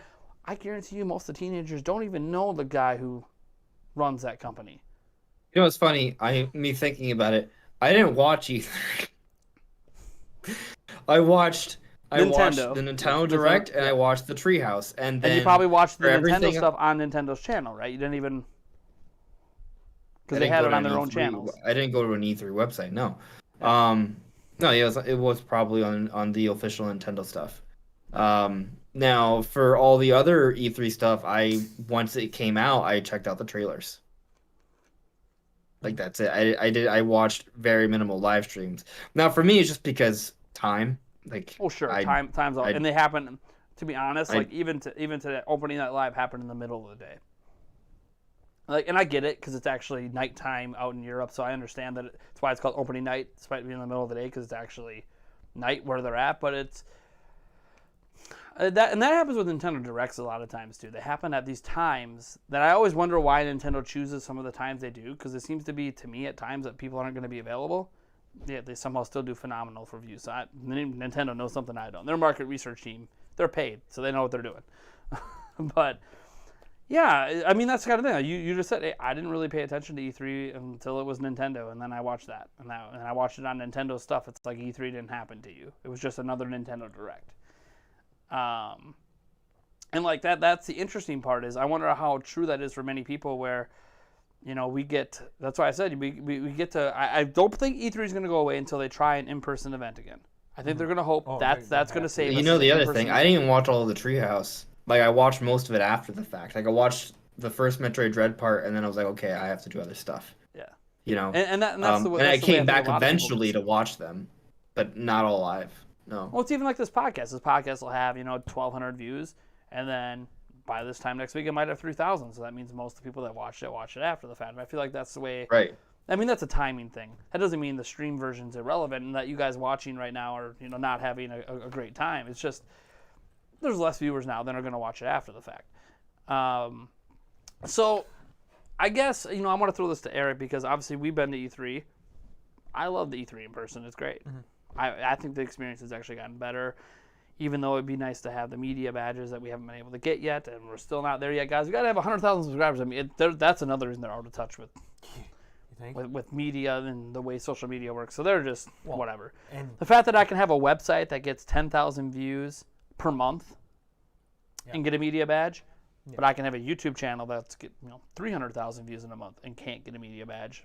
You're a little out of touch. But that's a criticism from, I guess you could say, a more entitled spot in media because people always think in media are entitled with these whatever. It's fine. They improve the experience enough that it doesn't really matter, Gamer Pass or media. You're just saving $250 at that point. I mean, you get a little early access to the show floor, but it doesn't really matter. Well, now the next one, I'm sure it's actually a full day. Yeah, it was supposed to be. Last year was supposed to be a full day for media. So that is a big deal. Yes. because that's a full day for media, which they should have probably been doing this whole time. They should have. Yeah, they should have done that from the beginning. I think they should still have. I think they should still have 3 days for the public and 1 day for just media. Media can go maybe an hour early access on those days, but they have a dedicated day. So then they have a full day, and then they have the hour then early to get in line first. Or like do all your demos on. Like if I was media, I'd try to do all my demos day one, and then do your interviews and stuff like that. Right. All the rest of the days. Yeah. Or if there's something else you wanted to get a second look at, whatever. We were saying that since but the first time we went there when they first opened. Well, what are your like? Do you think E3 is gonna go away? I mean, even think about this from a user experience of in person. Last time we went, they had this entire area set up for all of us to sit under the tent, and and there was such bad communication. Christ, We didn't even really talk about this when it happened at E3 2019. I think we kind of did. But we didn't really spend much time on it. This was frustrating. They have this giant long tent in front of the entrance to E3 that all of us are supposed to be able to basically pile under, so you're not scorching in the California sun because you need to be there X amount of hours early if you want to. Again, the lines, you want to get to the front of the line. So, okay, well, there was such poor communication that the security wasn't letting us in, even though multiple people told them, hey, that tent up there is for us. What's the point of setting up the tent if you're not going to That tent up there is for us to wait under. You think they set up those food stands by that tent? And I felt bad for the food stands. Yeah, right. It's like the food stands are probably making bank off of people waiting in line for 3 hours. Oh, yeah. And here they are making nothing because they're not letting us go up there. Right. And finally, the head of security walked down at one point and said, a half hour out. Yeah, it was like 20 minutes maybe before we were supposed to go in. He walks down and he goes, why the hell are all these people standing outside? Yeah. They're supposed to be under the tent. And that to me is like, and that guy, by the way, he's the cool guy. He's awesome. Everyone that goes to E3, you'll awesome. eventually meet this guy. And everyone loves him. But here's the problem. The problem is they can't even communicate on where people are supposed to stand in line. Right. That's the E3 we're talking about. That's how bad and disorganized the entire event is. I mean, just think about it this way. If they were to have kept us there until the floor opened, I mean, this is floor opening we're talking about, not metal detector opening that you have to then walk through and wait an hour in line for that. You go through the metal detectors first, and then you're supposed to stand in this giant queue they had set up. But the metal detectors was between us and the queue that we're supposed to be in. So we would have had to wait in from when show floor opened. We would have had to then go through metal detectors. And I thought the only logic, the only logic I thought at the time, and I didn't say this out loud, but I was thinking, well, maybe they're trying to slow down that rush, where people kind of run even though you're not supposed to. Yeah. Because if you're forced through the metal detector, I mean, there's no point to run because it's too slow to get through anyways. What are you rushing to? Yeah.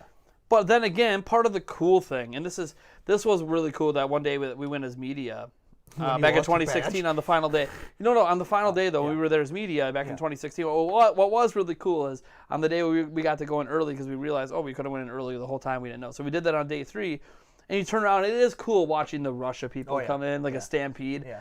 I mean, there was the one time that we were in the rush and then I lost my badge, and it was fine. We ended up getting it back, but it was. I'm just saying that E3. It felt that was the first time I've been to E3. As much as I loved how Nintendo was organized, E3 wasn't organized. No. And as long as it's and controlled that's by but the thing is, as long as it's that's why controlled Sony dipped out. By the way, as long as it's ESA doesn't know what they're doing. As long as it's controlled by the ESA, it's not going to be organized. And the ESA is ran by all the video game companies. So I'm just the execs don't know what they're doing. The ESA must not have any sort of gamers on their board. I mean, I'm going to tell you guys right now. I think E3 is fine if they let Jeff Keighley run it. Yeah. If they don't let Jeff Keighley, and I'm not just talking about the digital events or whatever. I'm talking about the actual show. Let him run the show. He'll get Sony back. Oh, yeah. He'll get everyone back. Yeah. I mean, all the big companies are starting to go to Jeff Keighley and be like, what are you doing at the Game Awards? What are you doing at Summer Game Fest? Opening night live for Gamescom, ran by Jeff Keighley. Yeah. Jeff Keighley clearly, while you might not like his presentation style and the way he sets things up, but he clearly does it better than the ESA, and it's always organized. Yeah. So overall, E3 going away, I don't know. Is it in trouble? Possibly. I don't know. If they have to keep going all digital, this is gone in 3 years. I mean, I will miss in-person press conferences. I already do. Yeah. the crowd reactions. But- As much as we see reactions on the internet, Yeah. it's just not the same. No, to be You go watch surrounded by E3 2004 Twilight Princess reveal, and you're Yeah. never going to get that again because Nintendo does everything digital. So That's Right. why now we've seen sort of like, well, one, live reactions have sort of taken somewhat of the place of that, right? Like, there's a big now with our internet culture, live Yeah. reactions are a big deal, right? Seeing someone's immediate reaction to go look at the whatever is announced. Spider-Man trailer. But then reactions also on like YouTube. you go to like the Nintendo store, like whenever there's like a big reveal and there's like a whole crowd of fans inside the Nintendo store watching E3. Like you just Google like Nintendo store like Metro Prime reveal. Like it was explosion. It was so loud. It was crazy. Like that's kind of like what's taken the place of that now. And I'll tell you that I remember 2004, because that's when they showed off. At the time, it didn't have the name, but like they showed off Twilight Princess. Yep. They showed off Resident Evil 4. They showed off Metro Prime 2 at E3, and specifically the Zelda reveal. It was huge. It was the Zelda with the big Lord of the Rings influence, and back then Lord of the Rings was still very, very much a big part of. I mean, it's still important now, but that's when they were coming Miyamoto out in the drawing the movies. sword as the crowd is Yeah. just going nuts. It was. People were screaming, and it was incredible. It was one of the most like amazing things to be a part of back then. and but That's isn't- gone. We all felt a unfortunately. part of it from home. Yeah, Like that's the thing. Like, oh, the Nintendo store. That's cool if you're there. That's not what the rest of us see. The rest of us see. Did you like what you saw? All right, let's move on to the next game. We don't get the pause crowd. You might get your streamer reaction, and that's cool. Yeah. Thank you for watching me and watching my crazy reactions and stuff. That's fine. you But don't it's- hear a But imagine crowd. that you had that with the crowd reaction. You don't have a crowd. So you know what would be interesting if there was like a organized sort of like stream or software that was put together where you have like a family of streamers, right? Where like let's say for example this was set up and I decided to participate in it. So someone's watching me watch E3. So people who are watching it through my live stream, they'll still see me. I'll still be the predominant voice aside from the actual stream itself, right? But it'll still be set up to like, well, there'll be like a background or like an audience voice where other streamers who are part of this program, they're also heard in the background to kind of simulate that audience reaction that we used to get back in the day. Still won't. Like be that's the probably same. it won't be the same, but maybe I'll- the closest approximation I'll we give, could I'll probably give you an come up with. example. The NBA did it in the bubble. They put a crowd on screens. Could barely hear them, if at all. And then I don't go think you back hear to the them at NBA all. Finals this year in person. Significantly different. In person and digital. No matter how you set it up, it'll never be the same. That's why live sporting events are still one of the most popular things on cable TV and keeps cable TV around because When you the crowd. feel the vibration of the voices. until And the until screams. ESPN cuts it down. Well, That is- whatever. The point is that like we And see there's it with also, like, sports. that I think you can potential, agree. Like like- live sports is with the crowd is so much better than without. There's also like that potential sort of like interaction, even though you're not supposed to, like theoretically someone could throw a tomato, right? Or someone could jump on stage. Like just of that element being there, that potential, that also adds something as well, right? So losing it, yeah, I mean, I totally agree that like losing the audience, we are losing something. It's a shame, but at the same time, live conferences sort of sucked. Like they were long. They were talked about way more stuff that we did not need to Well, hear. there was some tone deafness at times. Like Nintendo's got to throw up the graph. Oh, we've grown our subscriber base by like okay, yeah, we don't care. Save that for your investor meeting. Like This is an right, investor meeting. and that's the thing. They kind of like made it an investor meeting at the same time. But So it that was was- always technically it was always that going back to the 90s though. Like because if we think about press conferences, it's press. So like what happens when like Apple goes on stage and they do the same shit. Like that's what like I think what happens is we're not necessarily traditional press. We're more gamers than we are media, and because of that, we're just there for the games. But the press might care that like, oh yeah, this this and that, this is for investing or for this like. So like the moments that we say, oh yeah, boo, that sucked. Yeah, but that's that's what this like. This is a press conference. This is not a Nintendo Direct. This is not a showcase of games. We will have games because we need to sell you on our products. But we're here to talk about the overall health of the company. You remember the Switch presentation? That was a live conference, and that was pretty good. I remember that one not being too bad. The Switch one. The Switch presentation. It wasn't live. It was unveiled in October 2016 in a commercial, No. basically. No, there was a Switch presentation January 2017 where You're talking about the secondary one they did in Japan. Right, they did a trailer in October, but the 2016. But when they had like an actual presentation, there was a live audience there. That was the last time. I will admit that audience was very subdued. They didn't seem to get that excited about anything. Probably because they just invited. What were some things they were showing off? We have HD Rumble. We can shake ice cubes, and it's like, well, we can't feel that. Like that's a cool thing to put in a demo booth, but like. Well, I mean, that presentation they showed off. They announced SMT5. They announced Xenoblade Chronicles 2. Was that they when they officially confirmed Splatoon 2? They confirmed Mario Odyssey. I believe they announced ARMS. Then they confirmed Mario Kart 8 Deluxe. Oh, yeah, they gave us a new trailer confirmed the entire first-year lineup of Switch, basically. Yeah, it was. I mean, it was. Which was an amazing lineup. And it was an incredible presentation. They concluded it by confirming the release date of Breath of the Wild alongside the Switch with arguably the best trailer ever made. It's like it was a really good presentation. But I don't really remember there being strong like audience reactions with it. But there was an audience. Yeah, I think that audience wasn't made up of. I think that audience was like an investor's audience. I think it was just their investment group there. Next time Nintendo decides to have one of those again, presumably maybe they do it for their next system, right? Maybe they only do it once per generation. We keep saying that, but Switch was unveiled without a live audience. It's like takes away some of the luster. The console unveilings used to be the most exciting part of live. Like when Iwata pulls the damn Wii out of his pocket in front of a live audience, people are like, "Holy!" I mean, the thing is, they have to do a trailer because that makes more sense. Like, they have to because that's just going to make more money. It makes sense because Nintendo does digital events.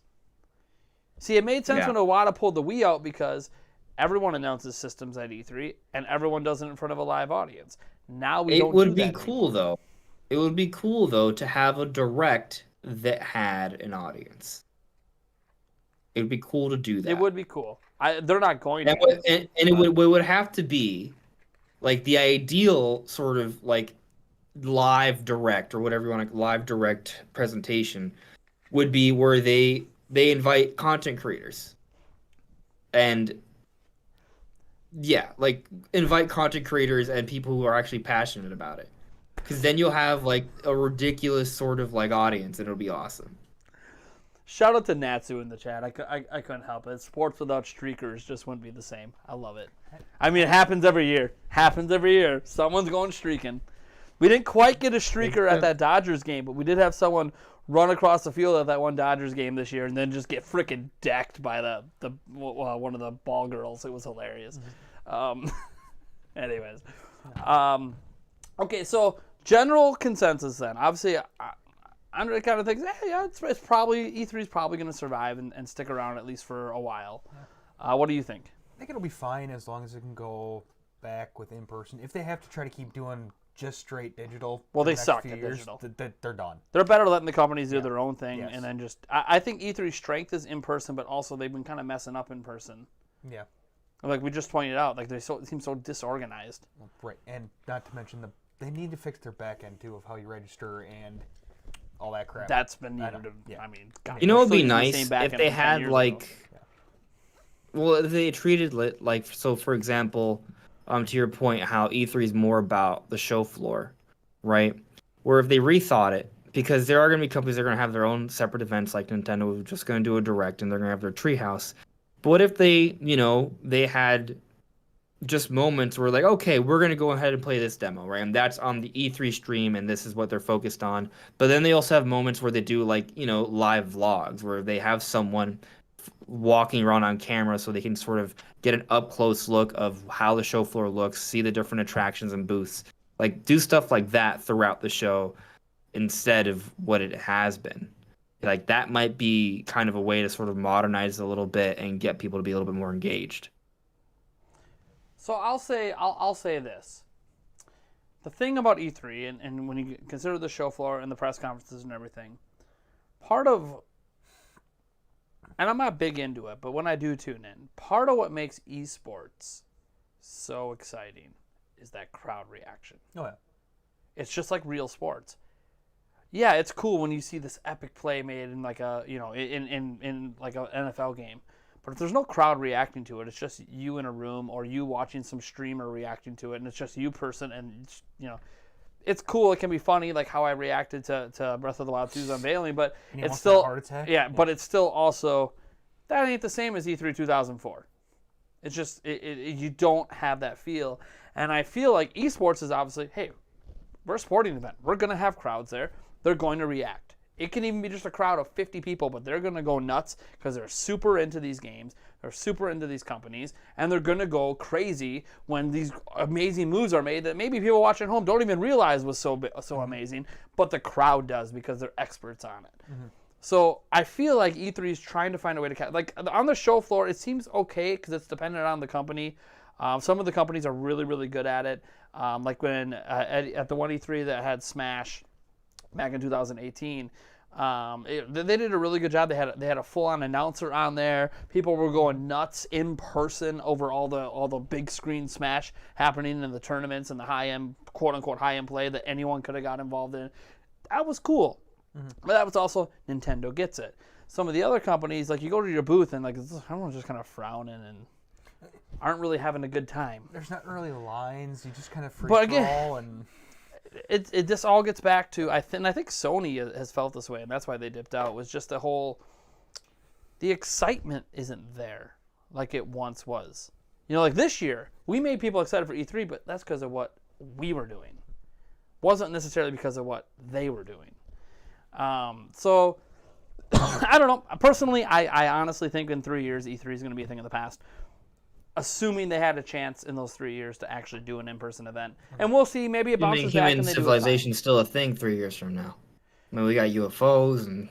What I want to happen, the Delta variant. If we can't get Jeff Keighley to run all of E3, fine. I want him to actually still partner with the ESA, and he runs all the press conference digital stuff beforehand. And that E3 just focus on, let's worry about the show floor. We'll get companies to commit to the show floor, and we'll just figure that out. But we'll see. We'll see what happens. Obviously, we'll have to see what happens in the future. Getting to the next topic, which is obviously one that I think a lot of people are excited about and been waiting around this entire time for, Nintendo Direct. So, let's just start with this. Do we think a Nintendo Direct's happening next month? Yes. Probably. So, to be clear here, set aside any rumors. I think Samus Hunter and a couple others put out a rumor that there's going to be one next month. You just got to look at history. There's been a Direct every single September since Directs were announced, except the year they didn't have Directs last year. I refer to the Direct archive. Yeah. Just go to the Direct archive. Literally, every September, there's a Direct, except for the 1 year they didn't have Directs. And even then... there was Mario. Yeah, so let's go back to... we're in 2021 now, so let's go back to 2020, which is the year without Directs, right? The pandemic year. In September, we still got...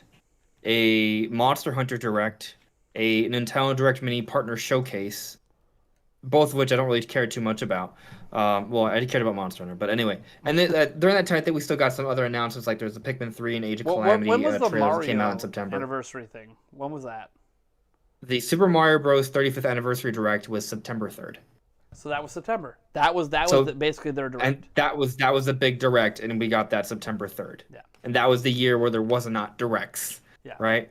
So let's go back to... Let's go to 2019. In 2019, on September 4th, there was a big Nintendo Direct where they talked about Sword and Shield and Luigi's Mansion 3 and a few other cool things. Yep. It was a 40-minute plus Direct. It was a big deal.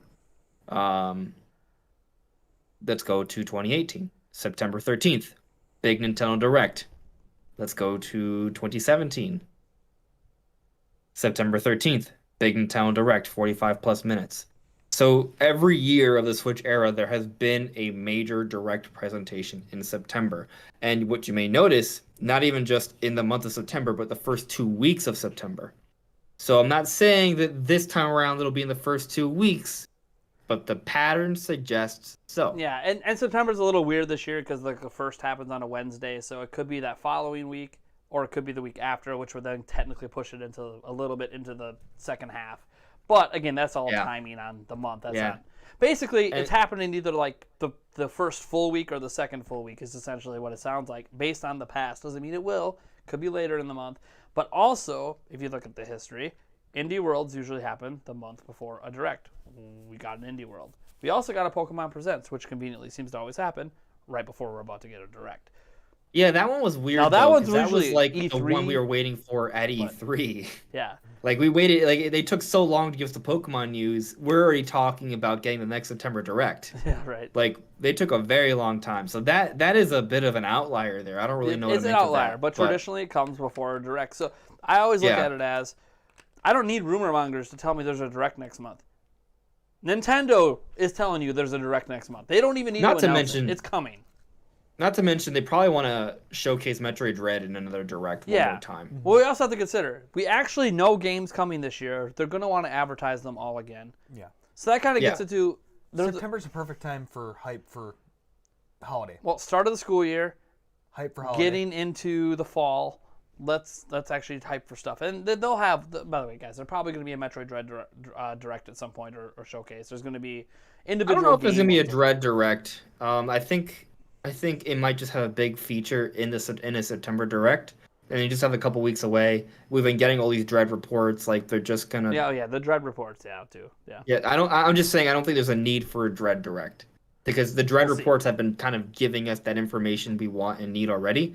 And Nintendo's done a good job of making us aware of what it is. But we have the Switch OLED coming out as well. Like all of this has been boosting sort of Dread awareness. This is the question I have for the chat. How many of you guys are even aware that the Dread reports exist?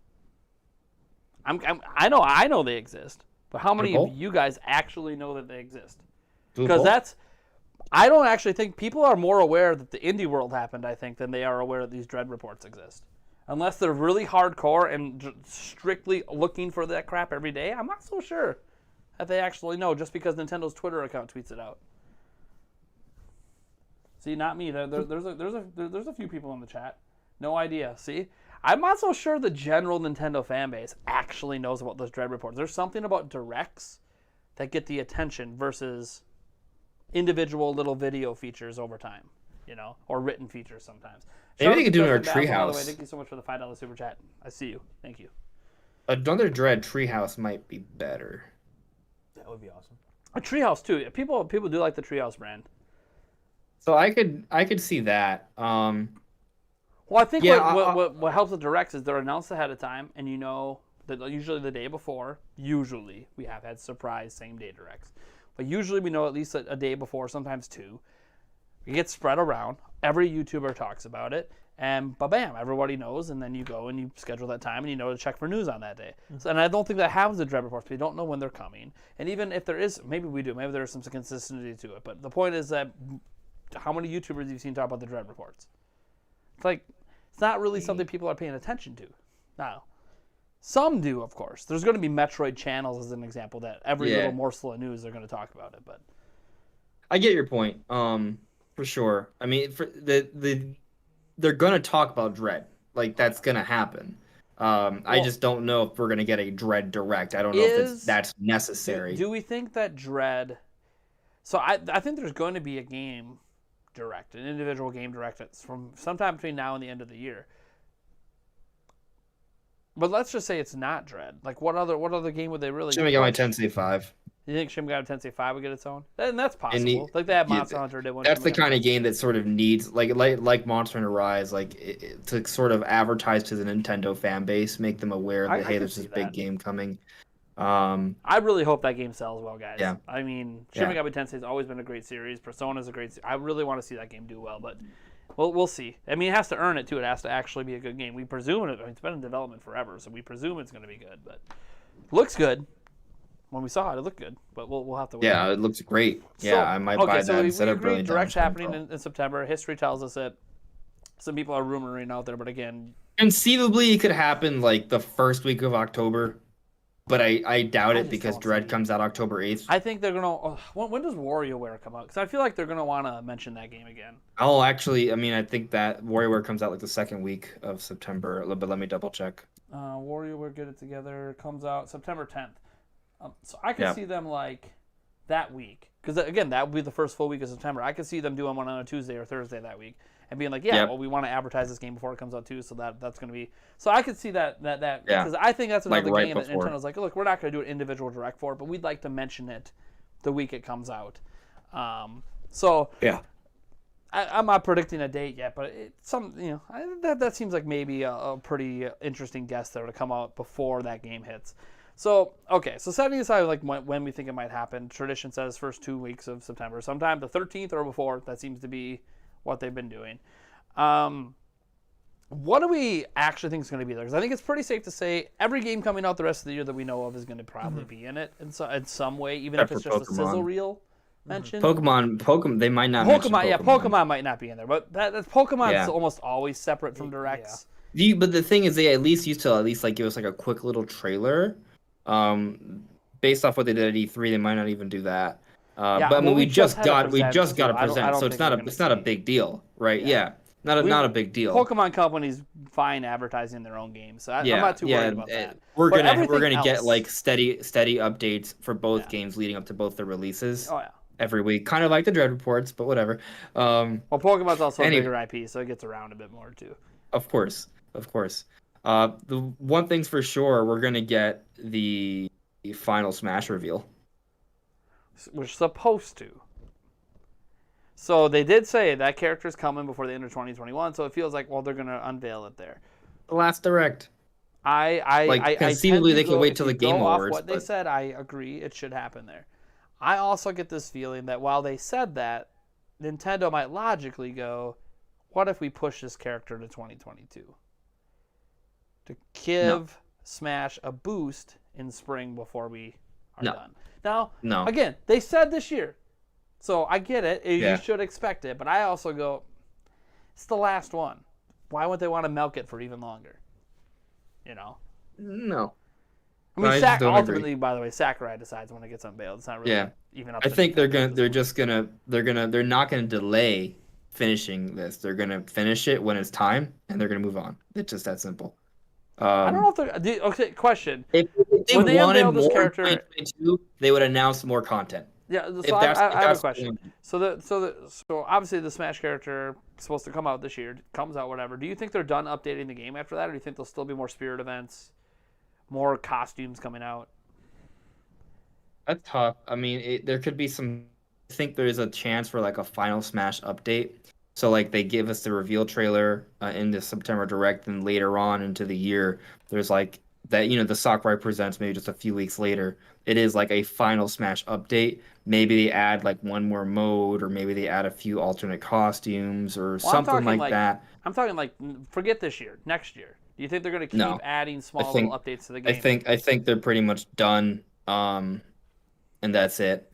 I think what could happen though, and obviously I don't know, but I think Sakurai's just gonna move on. He already said this is it. But does We're Sakurai done, need to and be he's around gonna. for costumes for Mii characters?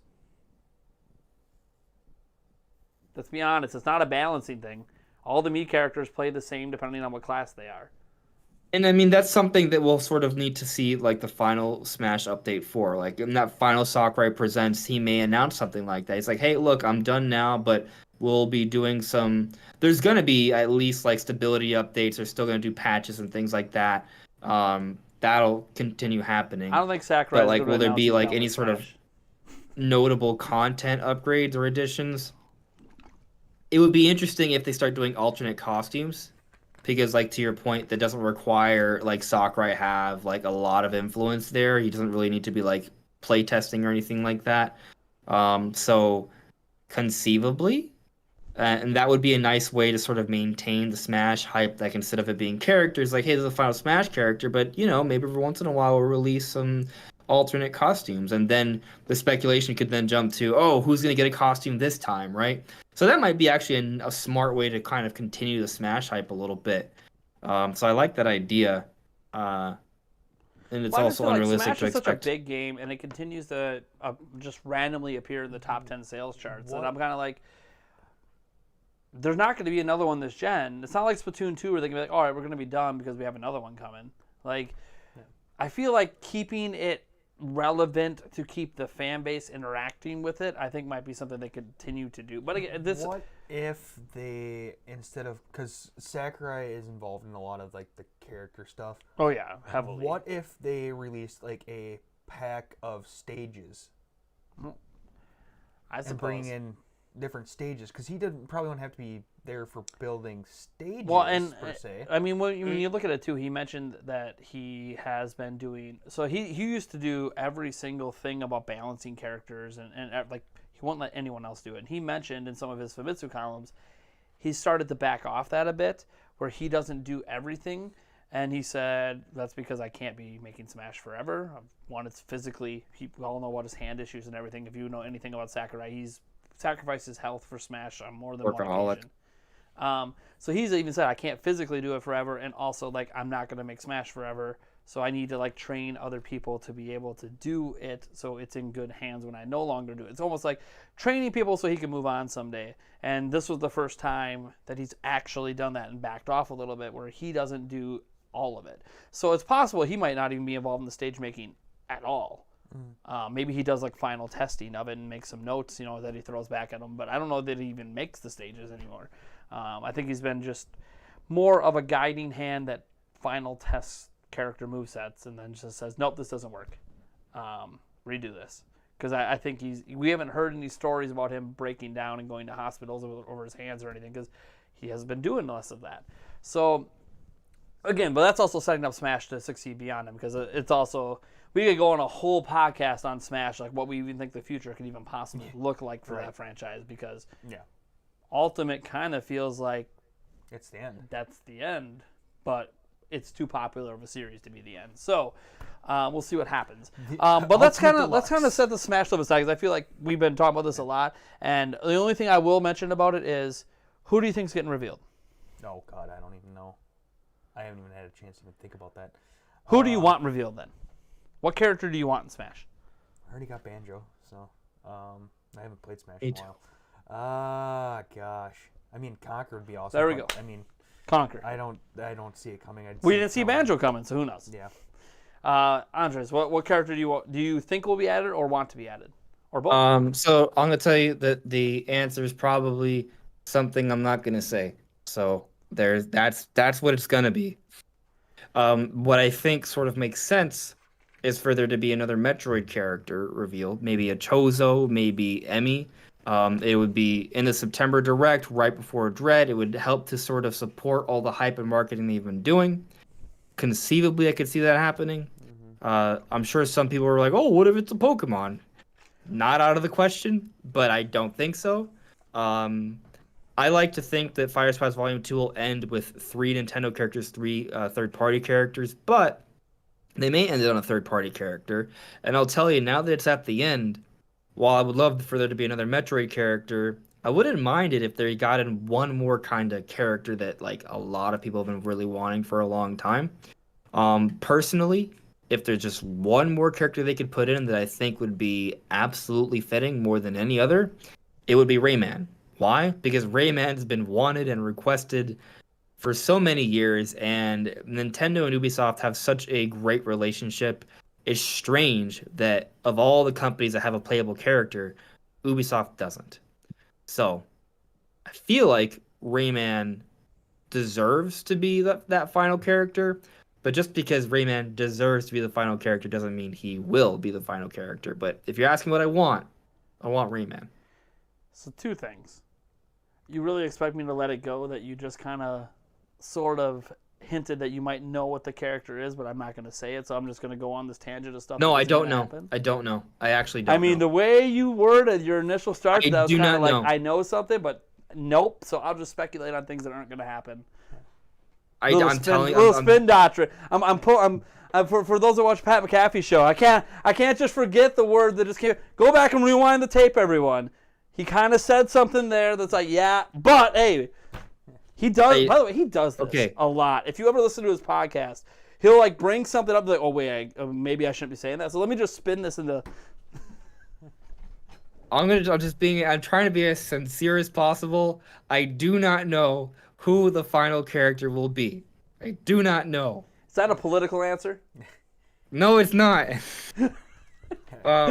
Now, I will also say that occasionally I might know something. Today is not that day.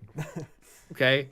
I'm simply telling you based off my own intuition and history of trying to predict Smash characters. You almost always get it wrong. Something that he's not going to predict. So, yeah.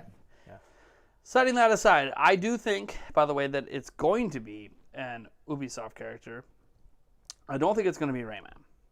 And I think it's not going to be Rayman because I don't think Rayman's relevant anymore. I think his relevancy is out the window. There's going to be hardcore fans that want him, and that's fine. But for the final Smash character, if they ask Ubisoft, what character do you want in the game, they ain't going to say Rayman. Rabbid Rosalina. I mean, a Rabid character, I guess. The Rabbids are probably more relevant today than Rayman himself is, even though the Rabbids originated from that series. But reality is, because of Mario and Rabbids are more relevant. Rabbids also got their own TV show. Rayman didn't. So, like, Rayman's relevancy is kind of gone by the way. I mean, when's the last Rayman game we even had? Yeah. But I'll also tell you, relevancy isn't the sole deciding factor. So. No, it's not. But I also think that if this is the final character, which Sakurai has said it is, there's no more for characters coming, that they're going to want to do something that's going to actually make fans excited, because there's been some of the more recent announcements haven't exactly made people happy, and it could be because they're saving the big one for the end. And the big one, by the way, it could be a first-party Nintendo character. Nintendo wants to advertise, whatever they want to advertise. Because Nintendo picked all the characters. Nintendo picked them all. So, according to Sakurai, Nintendo picked them. So it could be a Nintendo character, a big one that people want from a major IP. I mean, I would love if it's Fire Emblem just to troll everyone. That would be hilarious. I hope that the final cinematic trolls everyone into thinking it's a Fire Emblem character. That would just be great. And have it not be a Fire Emblem character, but the whole time you think it's Fire Emblem. That would be awesome. I would love watching fans get pissed off for like that first 30 seconds that you're like, oh my fucking god, it's another sword fighter from Fire Emblem. Which, by the way, it very well might be another Fire Emblem character. I can't dismiss The other thing I want to put out there is that I think a lot of people have this narrative that the final character is going to be like the big final climactic reveal.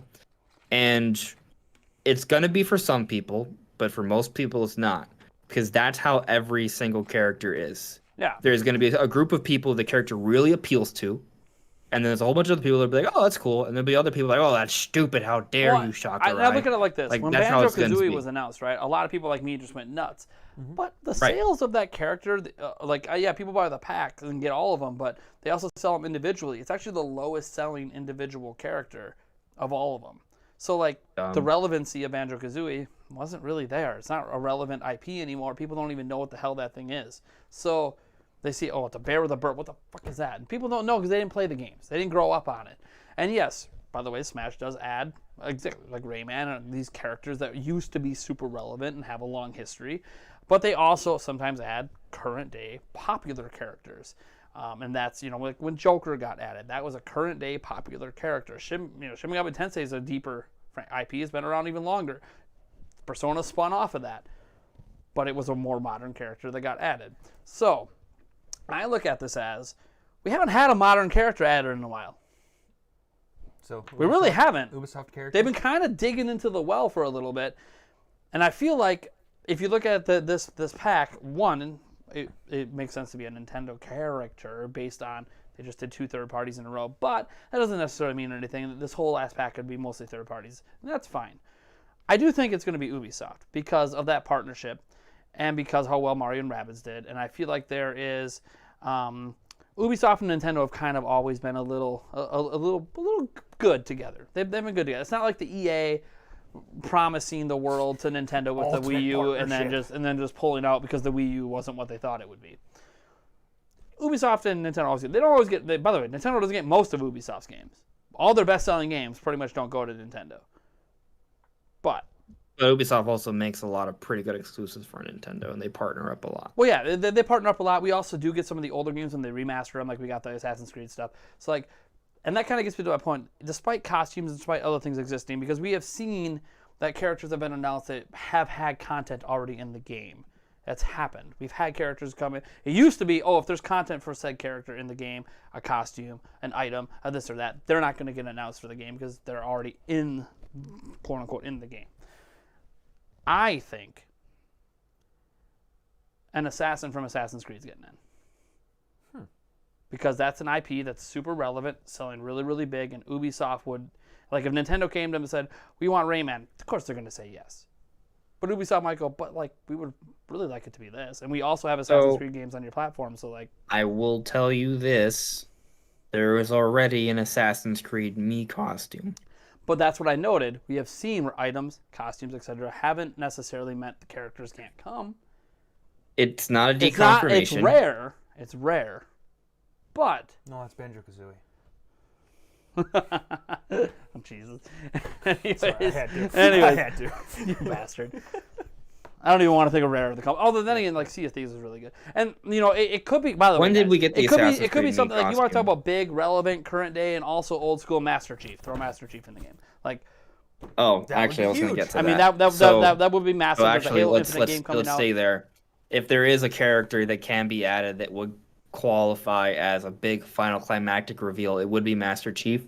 Plus, there's the new Halo that game. is- It's like the perfect timing. It actually so if there's a time for Nintendo and Microsoft to announce this rumored collaboration that's a little bit beyond what if the that's normal what it scope was of the their whole time? collaborations, Master Chief and Smash. this would be it.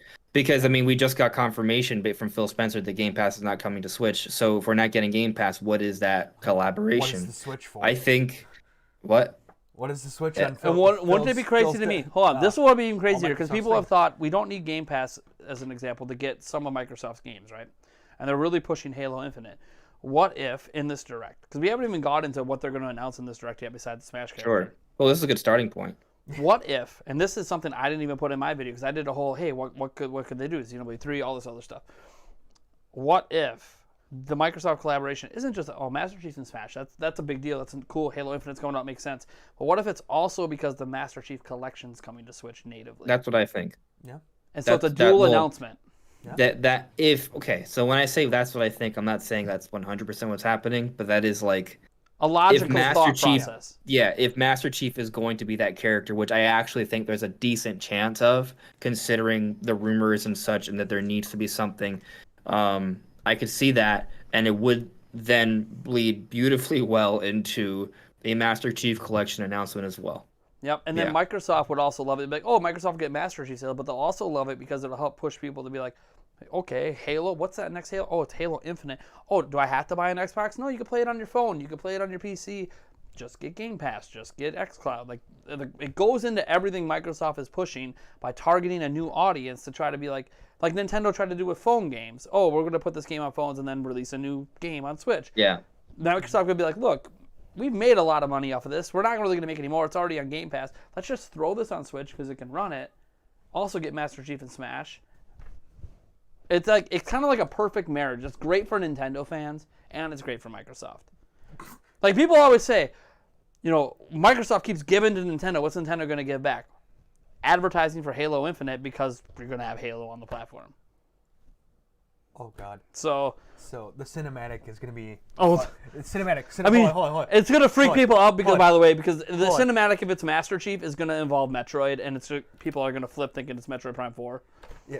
No. That would be another really nice thing to do, because they're probably gonna talk about Metroid later into the direct anyway. Remember the last character reveal when it was Ganondorf, and people were like, "Oh shit, is this like Breath of the Wild?" And then it wasn't. Yeah.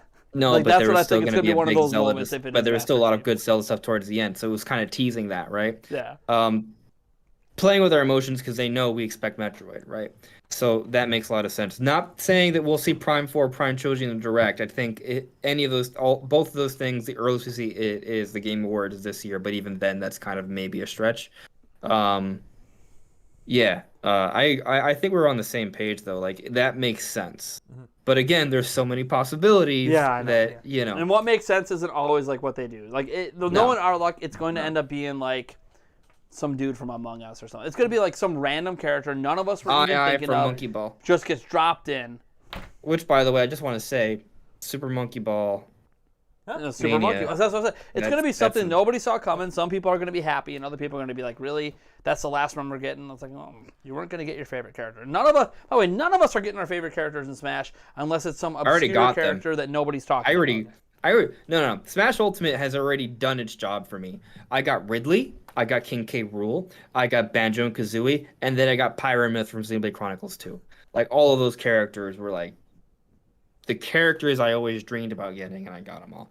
So Smash Ultimate has proven itself to me to be the ultimate Smash. Like they did its job. The only other character that I'm like is Rayman. Like just because of like legacy and history. Like I feel like Rayman should be there more than any other character from that perspective alone. But then you get in Master Chief, and I'm like, "Ooh, that's pretty damn cool." Yeah, like, you can't. It's like Master Chief's like nobody can deny. Okay, like that's a big deal. Like that'd be huge. It's a even big if deal. you don't like Halo, it's like Halo. And it would, what it would do? So. It would also cement the sort of like marriage or relationship between Nintendo and Microsoft. It would also make people go, "Oh, so just because Phil Spencer said Game Pass ain't coming now, it doesn't mean it's never gonna come." Mm-hmm. It will fuel more speculation. It'll fuel if Microsoft and Nintendo are willing to bring Halo and bring Master Chief, like okay, like all bets are off for what happens in the future. Maybe we get Elder Scrolls 6 on the next Nintendo platform. Like, nobody you know knows what I could see again. I have a hard time believing Nintendo will ever just let Game Pass as is be on a Nintendo platform. I think some changes will have to be made down the line for that. And by the way, since Phil Spencer kind of shut it down, I would say Game Pass probably isn't going to happen on this platform anyways. I think next gen. We're on the same page. The best bet for. We're on the same page because I can see Nintendo and Microsoft, a lot of their conversation around Game Pass being centered on xCloud, and Nintendo trying to maybe combine all their streaming games into some sort of service they could do in the future. And Microsoft is like, "Hey, you said service. We do that. Let's make this work. Let's make something palpable." I think part of the problem is infrastructure, right? The infrastructure right now on the Switch platform, it doesn't quite match up to what Microsoft wants with their platform. Microsoft structure. But I mean, it would. Well, I mean, to be honest, I would love a Nintendo branded Xbox Live and just have that be the whole backend for Switch, but that's not gonna happen. Nintendo isn't going to... I mean, I would love for them to do it, charge the same money Microsoft does, and then it's just a 50-50 split for both companies. And by the way, that would actually be more than Switch Online makes them per month, because that would be $30. But actually be way more, because that's $20 a year. So, like, but still, it's... I just don't see... we don't really know. It's all behind-the-scenes crap that we're just all speculating. Yeah. So let's get into the bigger, grander... I have an idea. What's your idea? For this cinematic, though. Oh if it was Master Chief... Okay. I like the trolling opening, but at some point in time when just before they are announced to just go to announce Master Chief, all of a sudden the screen just goes like something dramatic happens. Screen goes black, and all of a sudden you hear the Halo freaking. Oh, that's how they would probably do it. It's like holy shit! I assume they would do that. Oh yeah. No, never mind. That's a good idea. That's a good idea. I like that. We always come up with the craziest ideas. Remember when I said? Remember when we had the whole how Reggie was going to unveil the next system? Yeah. And then obviously they didn't do that because they weren't doing live events anymore. But we speculated on a potential live event with things coming out of the floor. Things coming out of the floor. Yeah. But not obviously. Then they stopped doing live events, so it didn't really matter. Yeah. Although those were fun back in the old podcast days. That was back when there was still hope that Nintendo would do live E3s. Yeah. That was before they stopped doing them. All right. So for the rest of this direct, we talked a lot about Smash. What else do we think is going to happen? I'm going to kick it to Eric first before all the good ideas are taken. Sports Story. Okay. We haven't seen anything from it. It's a good one. It wasn't supposedly coming this year. It wasn't shown in Indie World. It's still listed as 2021, and Nintendo paid for it to be made, so that could be why it's not in the Indie World. So, yeah. Sports Story. I like it. We got a Silk Song update yet? Yeah, right? Yeah. What is up with that game? We played a demo of it at E3. It looked so polished and felt so... Yeah. Haven't seen it since. It's like it doesn't exist. It's like vaporware, but it's not. They said it's still real. And by the way, it's made by a really tiny team. So I mentioned this in another podcast episode, I think, or maybe it was in a separate video. I talk so much on my channel, I have no idea. I'll say this. The team is really small, and I'm wondering if over this pandemic period, if they've had any COVID issues that might have caused them to just stop making the game, and that's why we haven't heard it, because they've been dealing with some health problems in the families, because it's literally like a 3-person team that makes that game. So it's very possible one COVID incident could just stop development. Any family member, it doesn't even have to be them directly. So it's kind of I can kind of understand if that happened, that they would cause a delay. But they did say it's still in development quite recently. It's just, we're not going to show it here. We're not going to show it. Okay, well, people just want to know, when are we going to see it? It's still in development. Don't worry about it. It's going to come when it comes. Any other games, Eric? In sports? I didn't see the sports story coming. That's a good one. Good one. I'd like to see a little bit more of Lego Star Wars. Okay. Actually more. But probably not going to happen because we just saw it. Yeah, we just saw it at Gamescom. I don't think that'll... It's probably not going to happen. That comes out next year. So I think we'll see potentially at a spring direct before it comes out. I could see it maybe. Yeah.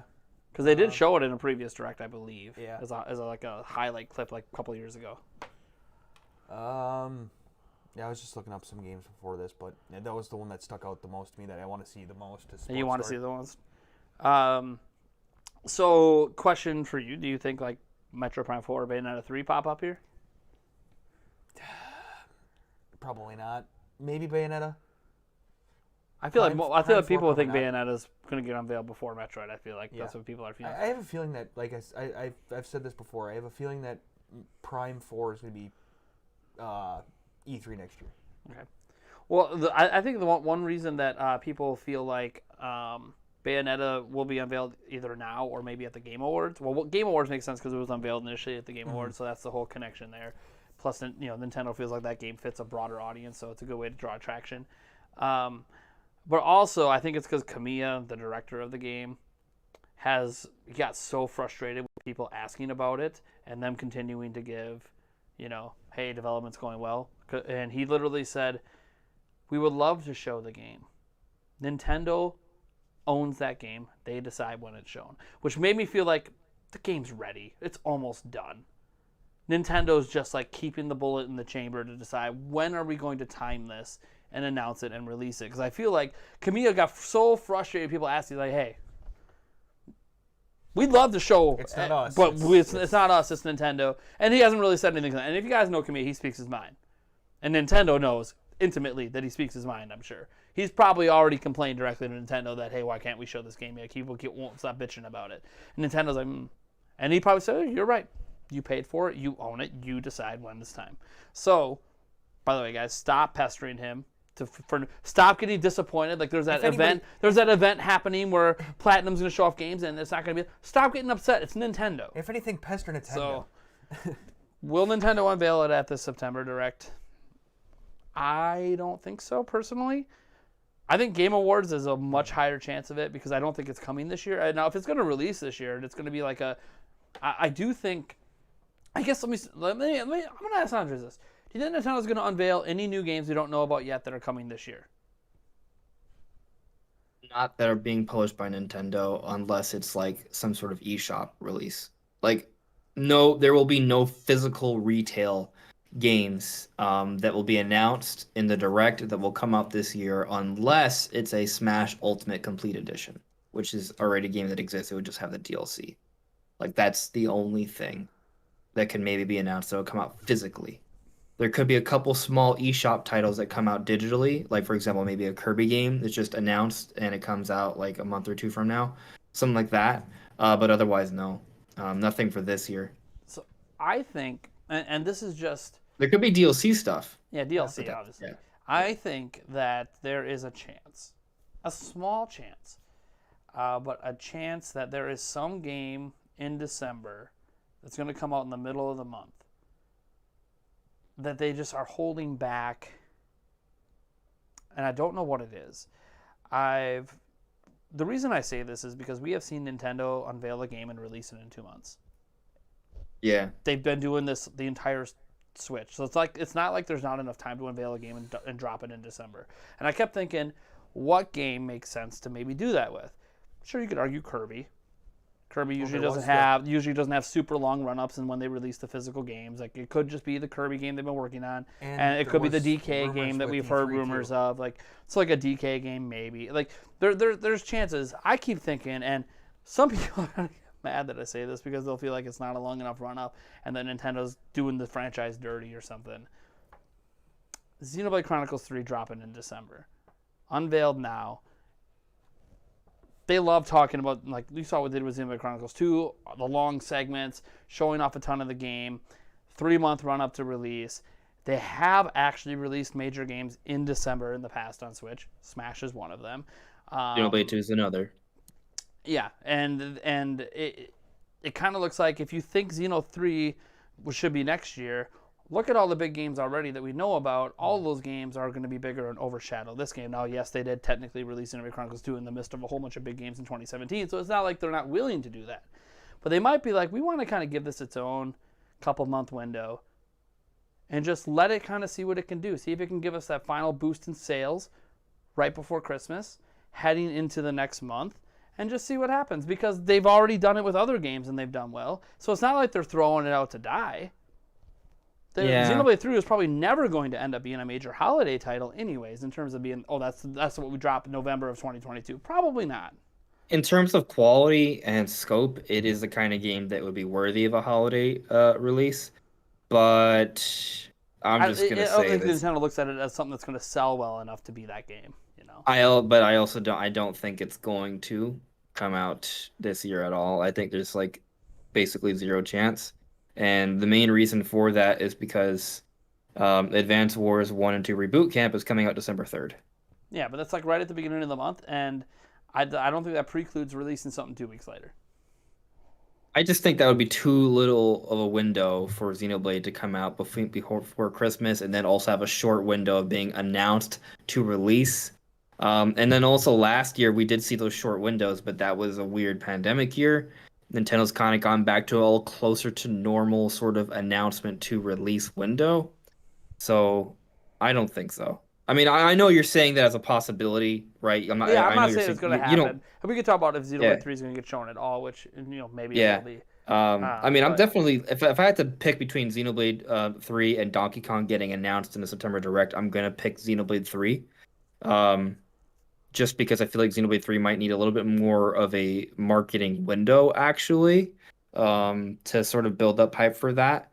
Does it? So, I'm asking because I'm asking because Xenoblade Chronicles Definitive Edition sold like crazy and did exactly what I'm saying Xenoblade 3 is going to do.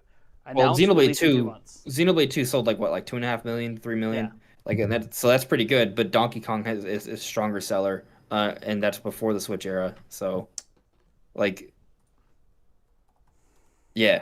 Donkey Kong is stronger, just inherently. I'm just gonna glance at the sales because I don't remember Donkey Kong sales actually being that high, like of the new games. Yeah. Compared to Xenoblade. I mean, let me just see Donkey Kong 3, 1 million units. Look at modern Donkey Kong recent games here. Like Tropical Freeze on Wii U sold like 4 million. Like 4 million, but then let's see here, Donkey Kong Tropical Freeze. I obviously, if you're just looking at, let's just look at Switch. Let's just set aside the Wii U. It sold 2.93 million on Switch. I mean, that's right around Xenoblade. So is Donkey Kong really a bigger deal? It's a bigger deal to Nintendo because it's like an OG 40-year-old character. Yes, it is, because that is a game that, 1, came out after Xenoblade. 2, it had like no work done for it, and it's just a remaster, barely, of a game that came out just a few years ago, which sold far more than any other Xenoblade game. By far more, I mean like 2.93, that's only 400,000 more units. It's not like crazy. No, I'm talking about the initial release. It sold like 4 or 5. Okay, so the reason I went away from some of the initial releases is they're on older. They came on older. My only point is that Donkey Kong has is more known. People know what Donkey Kong is. So my point simply is that if we're talking about which game should be announced first, I think Xenoblade 3, but also they could do either. Like Donkey Kong might, I mean, from what I know, Donkey Kong's been ready for a while to get an announcement. Well, maybe. So, From what we heard from you rumors. know, That's why I say I maybe Donkey Kong could be a game they announce and then do a drop in December. it's one or the other, right? Like where we're splitting hairs here is really what I'm getting at. Like I personally think Xenoblade 3 needs a little bit more of a window, but they could also announce both in a September Direct. Yeah. Well, and the There's thing nothing is, stopping them I from will say doing this: that. Xenoblade 3, as like fans of Xenoblade, you feel like that should get a treatment like Zelda. It should get a long run-up period like Zelda gets. But that's not really what they've done. Xenoblade X was announced and released super quick. The original Xenoblade felt like it had a long run-up, but if you actually look at when it was announced and released in Japan, it didn't. The only one that did was Xenoblade 2, and even then, they didn't really January start to marketing December. it till after E3 of that year, even though Yeah. we knew it existed. No, so the thing with Xenoblade though is that And then Xenoblade Definitive if Edition, most Xenoblade recent release, 3 was is obviously actually announced. getting announced soon, like if that whole rumor is true, what that suggests is that there has been a big plan to sort of market this. Because first you got to go back to Xenoblade 2 and its DLC. Its DLC included a few different things. One, there was the like, because you know how the DLC with Nintendo is always like two packs, right? The first pack included Shulk and Rex going into a converging world and fighting together through a portal. Then there was Torn of the Golden Country, which had its own separate release. But then you go into Xenoblade Chronicles Definitive Edition, which came out in 2019, right? Yeah, Definitive Edition? It came I out was just looking at it. came out early 2020, actually. 2020. Yeah, early 2020, like May 2020. So they came out then, which wasn't that long ago. But that had a Future Connected. Future Connected was also teasing future things to be connected through alternative realms. I'm not going to spoil the story for Xenoblade 1 and 2, but they are also connected. So all of this is like a lead up, a build up, teasing these different things. And the next thing that happens is Pyra and Mythra in Super Smash Bros. Ultimate, which then further boosted sales. So all of these things have been a build up. And I think I talked about it with you on Sunday, but like the trailer for Pyra and Mythra was a unique trailer because it was actually made by Monolith Soft, not the Smash team. It's the first time they ever did that. And they also even created another like vertical slice video as well. All of this was meant as to push the series, right? So right now there's a bit of momentum there. So that kind of also adds more fuel to my thinking that if they're going to pick one of the two, you do Xenoblade because right now it's still relatively known. There's still some momentum still trickling over. With Donkey Kong, you kind of be starting from scratch again, right? Oh, yeah. There's that legacy. Based on the rumors, but it's like starting over anyways, basically. Right. So, I think with Xenoblade, you got to announce it sooner than later if you're trying to take advantage of all that different stuff I just mentioned as a lead up for it. Which kind of leads to my idea that it comes out in December because it won't need such a long run up because there's already momentum for the franchise. And the last one didn't have any momentum. They just announced and then brought out the Definitive Edition. And I could see it coming out potentially in the first half of 2022. By the way, guys, I do not it could see also, it coming out in just December. to throw this out here, like I know I'm pushing December. If you actually kind of look at Nintendo's release slate, it's usually like the first week of January they toss out a game that's going to sell. I could see Xenoblade 3 coming out next May. They use Definitive Edition to come out May 2020, right? So why not just 2 years later give us Xenoblade 3? Sure, It worked out relatively well. But I'm still like a pre-summer game. Obviously, I want Xenoblade Chronicles 3 sooner than later, so there's obviously a little bias in there. But also, I keep thinking, I look at Nintendo's release slate. Maybe this is just me. I see their release slate as their system seller's Mario Party. And then obviously Pokemon. But like from Nintendo's side of things, it's Mario Party. It's going to I think Metroid Dread is going to do pretty darn good. It's not doing 15 million like Mario Party does. Maybe 5. Yeah, exactly. It might become the best-selling Metroid of all time, which is amazing. It ain't doing 15 million. Mario Party, the last one did 15.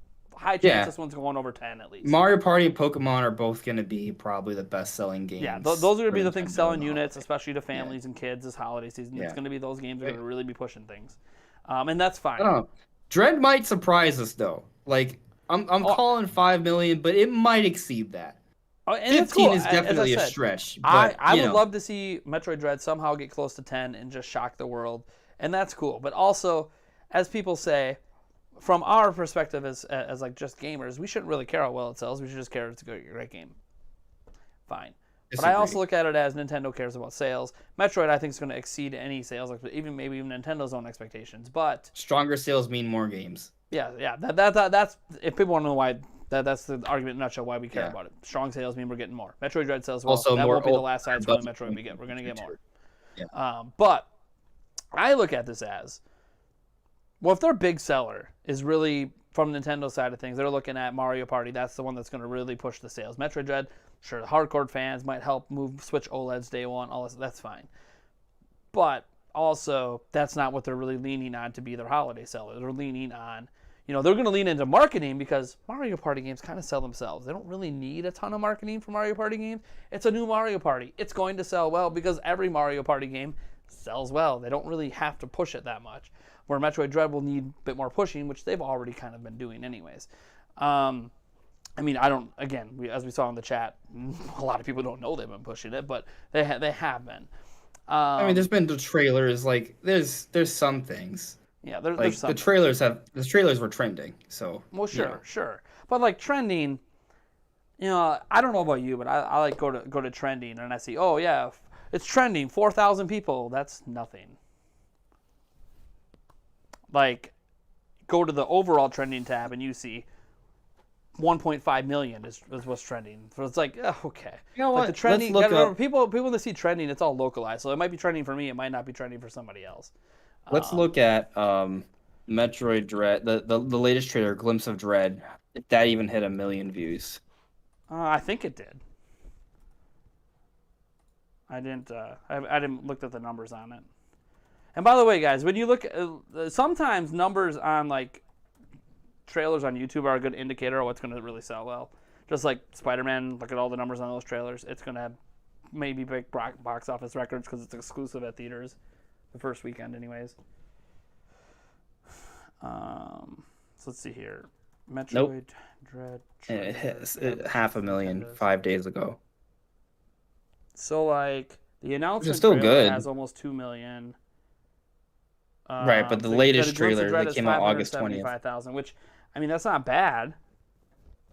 It's also fair. It's also worth noting that the trailer is shared by other websites and channels as the trailer. Sometimes people might watch it like on GameSpot or IGN or GameXplain, not actually watch it like on Nintendo's page.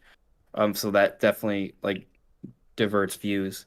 Well, I know, but it's still a pretty good indicator. Like, you look at that, and then you go to, like, WarioWare Get It Together, 129,000. Well, I can probably safely tell you it's going to sell less than Metroid. It's probably going to sell less than Metroid just based on... Right. It's definitely, it shows some level of its popularity for sure. But, another thing I'm seeing Paco Salvador bringing up in the chat, Shin Megami Tensei 5 comes out in November. Like, that's a big Japanese RPG.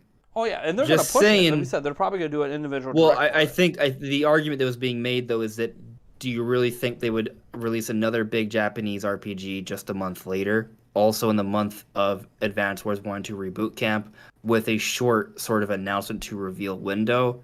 Absolutely, because Nintendo likes money. I don't know. I think it's probably better saved. I think a majority of Shin Megami Tensei 5 money goes back to the studio that made it. So Nintendo won't like. I don't think releasing Xenoblade Chronicles 3 like a month or so later does a game dirty. If your game's great, it should sell anyways. Like, we just got done saying, Xenoblade Chronicles isn't that big of a selling series anyways. Shin Megami Tensei is a bigger franchise. To your point, Brilliant Diamond Shining Pearl comes out a week away from it as well. Okay, so then Advance Wars 1 2 Reboot Camp, why is that coming out then? December 3rd, that's like 3 weeks later, and it's not a Japanese RPG. Okay, and if it comes out in the middle of December, it's a month past both those games, so what's the point? I just think Advance Wars 1 they care about Reboot Camp's one of those games that's just going to sell to the people that like it, and that is. I don't think any game can really. It's not going to. It's not going to be like I think 5 million seller. Like, if you're like me, I think Advance Wars is like, you already know right now if you're buying it or not. It's not one of those games that's like something else releases and oh no, now you're not going to buy Advance Wars. I'm definitely buying it. It's going to be great. Yeah, and so am I. I love Advance Wars, but it's one of those. You already know if you're going to buy it or not. Xenoblade 3 does come out in December. Something else could come out the very next day. It's not going to be I'm buying both, but yeah. Either way, like, Xenoblade 3, like, I think we're fairly close to an announcement. I don't know if it's going to actually get announced in this Direct. You want to know what's crazy? There's a decent chance. Baldo Okay, indie game, right? Probably gonna do really, really well on Switch. That's like 400,000 views. It's like getting Metroid trailer views. That's insane to me. And no, guys, by the way, there's a number of indie games that sell multiple millions on Switch. So like, it's not like shocking that an indie game's gonna maybe outsell, something from Nintendo. It's not. But also, that Metroid Dread trailer is not the main Metroid Dread trailer. It's one of the a reveal few trailer. different ones. So. But you could argue that Baldo trailer is Yeah. not the main Baldo trailer. We've known about this game for a while, so it's not like it's new. Mm-hmm. But let's kind of continue though. So, unless there's a game I want to talk about is my point. Because we're talking about like what games could be coming out. Because you've made reference that maybe Xenoblade 3 should come out in this year because maybe next year there's going to be a lot of big games coming out, so it deserves to have some space. We talked about 3 big third-party games coming next year. This is what I'm sort of thinking right now. I see obviously Legends Arceus is January. There could be something smaller in February maybe, but I think March gets something. And I don't think it's Xenoblade. I think Xenoblade. I actually kind of like the May month for Xenoblade. May, maybe June around there. Xenoblade 3 comes out. But or they save it for even later, which is super like possible. But for March, I see Splatoon 3 happening. Yeah. Could. I mean, they did release Splatoon 2. Like if everything that Samus Hunter has been saying is legitimate, like we're gonna know. Like Splatoon 3, like that's when it would happen. It makes sense. Now maybe it doesn't come out. I mean, to close out the fiscal year, they usually do something. So we'll find out during this direct. Like we're gonna know. Well, yeah, they tend to release at is. least one big game in March, even at the end of March. They don't care. Something to end the fiscal year with a few million. So could be Splatoon 3. I've always kind of felt like Splatoon 3 is more of a summer game. Granted, Splatoon 2 wasn't. Splatoon 2 came out earlier, so I feel like, because I kept thinking like, what could be that big March game? Because it feels like that's traditionally what they've been doing with Switch. What's going to be that big game? Whatever it is, if it is anything, we're going to learn about it in this direct, right? Oh, I was going to say, I kept wondering. I wonder, and this would be very interesting if Nintendo goes this route. So, Sparks of Hope is up for Game of Show at Gamescom, which probably means somewhere it's playable for media somewhere because they're the ones that put it up. Yeah. Well, if that's playable already, could that be the March game? Because the first game actually sold really, really well. Like, really well. It didn't do, not how Splatoon numbers, of course. We all know that's become one of almost a tentpole franchise at this point. You know it's probably going to sell over 10 mil, guaranteed. It's up there now. Awesome. But I wonder, would they be like, you know what? Let's give March to Sparks of Hope. Do it towards the end. It's probably going to sell a couple million out the gate. That'll help push some Switch sales right before the end. And they don't have to wait so long, because then it could be like April or May. That's when they end up dropping, say, Splatoon 3 or something. So they still get that sales boost right at the end of the month. That helps boost them. And they don't have to worry about the long tail sales because they already know we got Splatoon 3 coming, we got Breath of the Wild 2 coming, we got whatever the hell else they decide to release that next year coming. They already have a massive slate. So they just kind of need that little kick, and it gives them kind of their own window. And Nintendo can help push that Ubisoft partnership even more by saying, hey, we're going to push you as our big investor end of, we get some money from this, you get some money from this, we sell more Switches. Everyone kind of wins. Now, I get it. Nintendo first-party game, massive seller, Animal Crossing, Splatoon, Mario, Zelda. I mean, I know there's some people that are still holding out hope that Zelda releases March. Obviously, that would end up being phenomenal. The Zelda Breath of the Wild 2 trailer has 7 million views, which is like more than any other video, including directs, get on Nintendo's channel, period.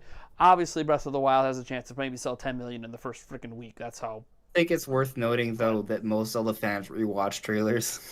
No, I know that. Yeah. But Breath of the Wild, it's big. Breath of the Wild has sold almost 25 million. If you count Wii U sales, I'm pretty sure it is over 25 It million. is, if you count Wii U sales. Yeah. But it's like, and at Switch launch, more copies of Breath of the Wild for Switch sold than Switches sold because there weren't enough Switches. Mm-hmm. So, like, that was Breath of the Wild. Breath of the Wild 2 is doing numbers on everything that nothing even compares to. I'm honestly convinced, first full week, maybe not the first weekend because it usually releases on Friday, maybe first full week of sales, I wouldn't be shocked if we find out the very next month or when they do their next investor meeting, the thing's over 10 million already, just like that. First day. Like, I don't know. By the way, I'm not saying that it's going to keep that momentum and be able to hit the 30 million plus, like Animal Crossing and other. I don't know if it's going to even outsell the original Breath of the Wild. But I think it's hitting 10 million like that. And so for people that want to be like, oh, what's a big game? It's anniversary of Switch coming out, anniversary for Breath of the Wild. Would make sense to drop it then. And to be fair, they didn't say when in 2022 we're getting that game. So the whole year's open. But, I mean, I realistically expect it to be their holiday game. Because, again, it would do that for the holidays as well. And especially if they do, I know some people don't want to think about it, but if Switch Pro is a thing and they do decide to release that a year next holiday, it would make sense to kind of put those two together. Again, I don't even know if Pro is happening, but if it is still a thing, that could be why they're holding. So, but Right. The point is, like, I get it. A big game released in March, they traditionally do it. Usually it's Nintendo first party. Wasn't it Rise this year though? Yeah. So I think Sparks of Hope can do Rise numbers. Look at the original sales of the first one. So, I mean... See, I guess Monster Hunter Rise appeals way more to me than Sparks of Hope does. So I guess my perspective is a little skewed on this. Well, there's a personal preference involved, yeah. But I definitely, I mean, I understand. Like, Sparks of Hope is a strong seller. If I had to give it an early, like, if it's going to come out this fiscal year. So Sparks of Hope's world premiere trailer on Nintendo's channel has almost 2 million views. Yeah, I mean, it's going to be a big game. Yeah, I don't. I'm not. I am not. It game's crossing 5 mil easy. It's going to be a big game. I wonder what the original sold. Just doesn't strike me as a fiscal year ending game, though. Even though I know it's going to sell really well, and I know that may sound odd. It's just there's just something about the games that do come out to close those fiscal years that tend to have a little bit of a. There's something to them that just has a little bit of a different feel. Do you know what I'm trying to get at, or no? Because I mean, I don't think it's any different feel than Monster Hunter Rise. Maybe Monster Hunter Rise to me is like a. They're both big deals, but Monster Hunter Rise, it just kind of has like a certain allure to it, I suppose. Anyway, I'm just saying that my personal gut feeling, like if we're going to talk about Sparks of Hope coming out before the end of the fiscal year, I think it could come out February. But I also feel like it could also come out like... It's too big of a seller.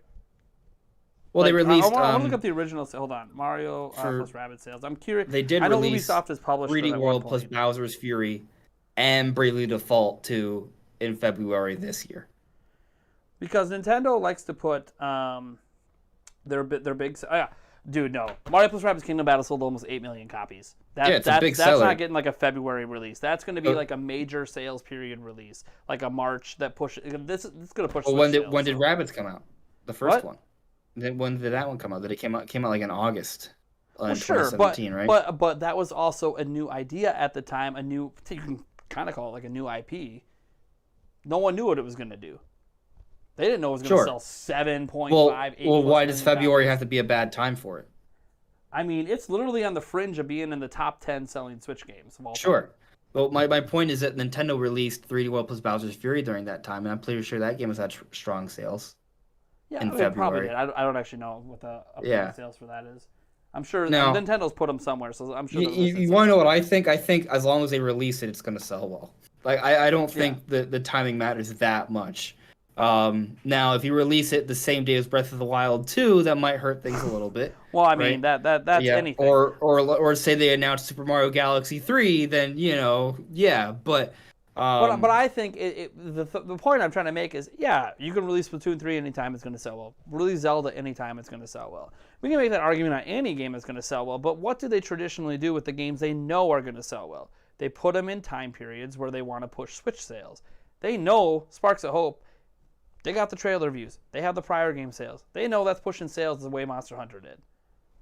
They're going to put that in a period where they're trying to push unit sales. They're not just going to release it in a random month that isn't around some major financial goal, I guess I'll say. By the way, this isn't me saying like Pokemon Legends Arceus is being sent out because sent out in a random month.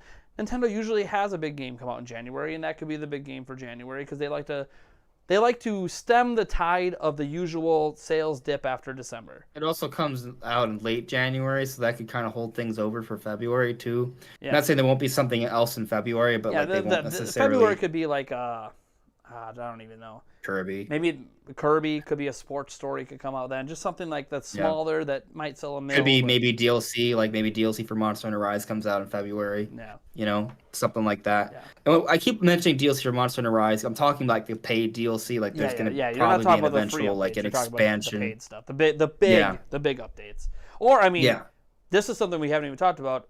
Animal Crossing's do a massive update. That could be February. You know. Maybe. I don't really know. It could be this year for all we know. I mean, everyone's been really mad at them for not doing any big updates yet, and it's like, well, I mean, they added swimming and diving. That to me, that was kind of a bigger update, but that was a while ago at this point. So my biggest thing about the September Direct, whenever I talk about it, is that what it's going to do, it's going to tell us everything about this year, and then it's going to start to sort of tell us about what's happening in the beginning of next year, basically leading up to March. And then we might get one other game that will come out at some point later in 2022. Like that's what it's gonna. Yeah, that's they end what will it happen. with Maybe the future's two, amazing. but, Go. Don't worry about it. Yeah. Like the Luigi's Mansion 3, like they revealed that in the September Direct, and it came out the following year, later into the year. So like, I think we'll learn about the February and March games, whatever those are. That's when we'll learn what they are.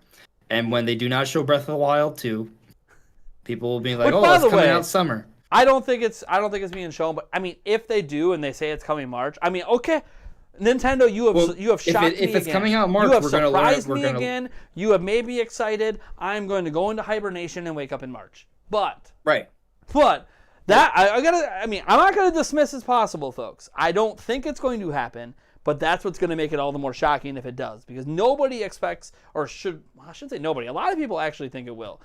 I think we're seeing that game. I think people have just fallen in love with the idea of it being like a 5-year anniversary. You mentioned it earlier. Yeah. Like people just really like that narrative, but I don't think Nintendo cares. I think they're going to release it when it's ready, and I don't think it's ready. The Zelda, if any team's going to get the time it needs, it's going to be the Zelda team. So. Yeah. Also, the thing is, if you want to talk about like patterns, like people see that like it's not really a pattern because it just happened one time. Breath of the Wild came out March, and the reason it came out March is because that's when both the localizations for the Switch and Wii U versions were ready, and when the Switch was ready. Ideally, they wanted Breath of the Wild to come out for the holiday.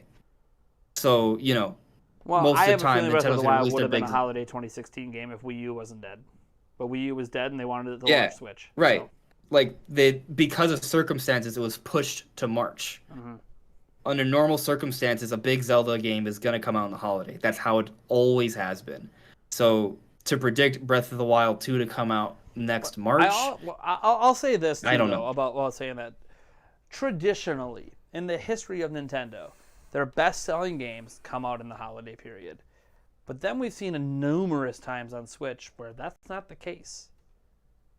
They are willing to release their big games pretty much all year long. And honestly, this is just, by the way, this isn't me saying Breath of the Wild is coming in March. Maybe it does. I have no idea. But this is me saying that I don't think we really know when any of these games are actually going to come. And I know we're all just projecting and predicting. But I don't know if we can look at the history of Nintendo traditionally and go, oh, they're going to do this. Because they haven't done that with Switch. They really haven't. Their big games come whenever. And it's actually helped strengthen the platform in a way that I think really only if we're... I don't know how much you pay attention to this, what Sony does, but that's exactly what Sony does. Their big sellers come out all year long. There's not really we're saving X for the holidays. No, like maybe they have like one big one per season or something. That's why I'm kind of thinking. Honestly, traditionally Zelda comes out in the holidays, but also, hey, that's traditionally. Look at what we've been doing on Switch. Animal Crossing was early year, second best-selling game on Switch. Technically, Mario Kart was early year, number one selling game on Switch. Splatoon, we dropped that like around the summer, spring, summer. Boom, best-selling, one of the top 5, top 6 games on Switch. It's like they don't really care. They just know their games are going to sell whenever they release them. What they do care is selling them during periods where they are invested in marketing. They're always invested going into the holidays, so there's always usually a big holiday game, which very well this year they might just be letting Pokemon and Mario Party and Shin Megami Tensei. Just that's fine. That's not a bad holiday by any stretch. A Pokemon remake, Shin Megami Tensei 5's exclusive, and then obviously, what was the other one? I just said it. I mean, you have Metroid 2, obviously, the month before. But the point I think is that that's solid enough. But you notice that like there isn't like that big game that you're like, oh yeah, Mario Party. That's what I was thinking. Where they're gonna go, oh yeah, that game's gonna push units. There's not really that super big one unless you consider Mario Party, which I think people forget how well that game sells. That actually is a system seller, but that's neither here nor there. We don't traditionally look at it that way because we get more excited about Metroid Dread than we do say another Mario Party game. But sales-wise, Mario Party is kind of a big deal for the holidays and actually might outsell Pokemon Brilliant Diamond Shining Pearls. So setting that aside, I think that we just have to look at the Switch's history and go, they like to have a big game in the summer. They like to have usually something that's going to, or at least something they think will sell well to kick off the year. That doesn't always, New Super Mario Bros. U, port that beginning of the year. They like something they think is going to sell well. Doesn't always. Legends Arceus is going to sell very well, so I think they got January. Yeah, so like January might be covered. They might not even be worried about January. But it's kind of like they always kick off the year with something. January is a game they think will sell well. They hope will sell well. New Super Mario Bros. U actually did sell pretty decent. It did. So like people are like, oh yeah, I didn't want that game to trickled sell. Sales. It didn't boost. It didn't have the big influx right away, but the trickle down sales of that have been phenomenal. Again, evergreen Nintendo game. It's one of those games that just it wasn't going to sell a lot right away, but it's just over time. You buy a Switch, your kid sees Mario, you buy Mario. So there's something I want to point out. I want to go back to Splatoon 3 again.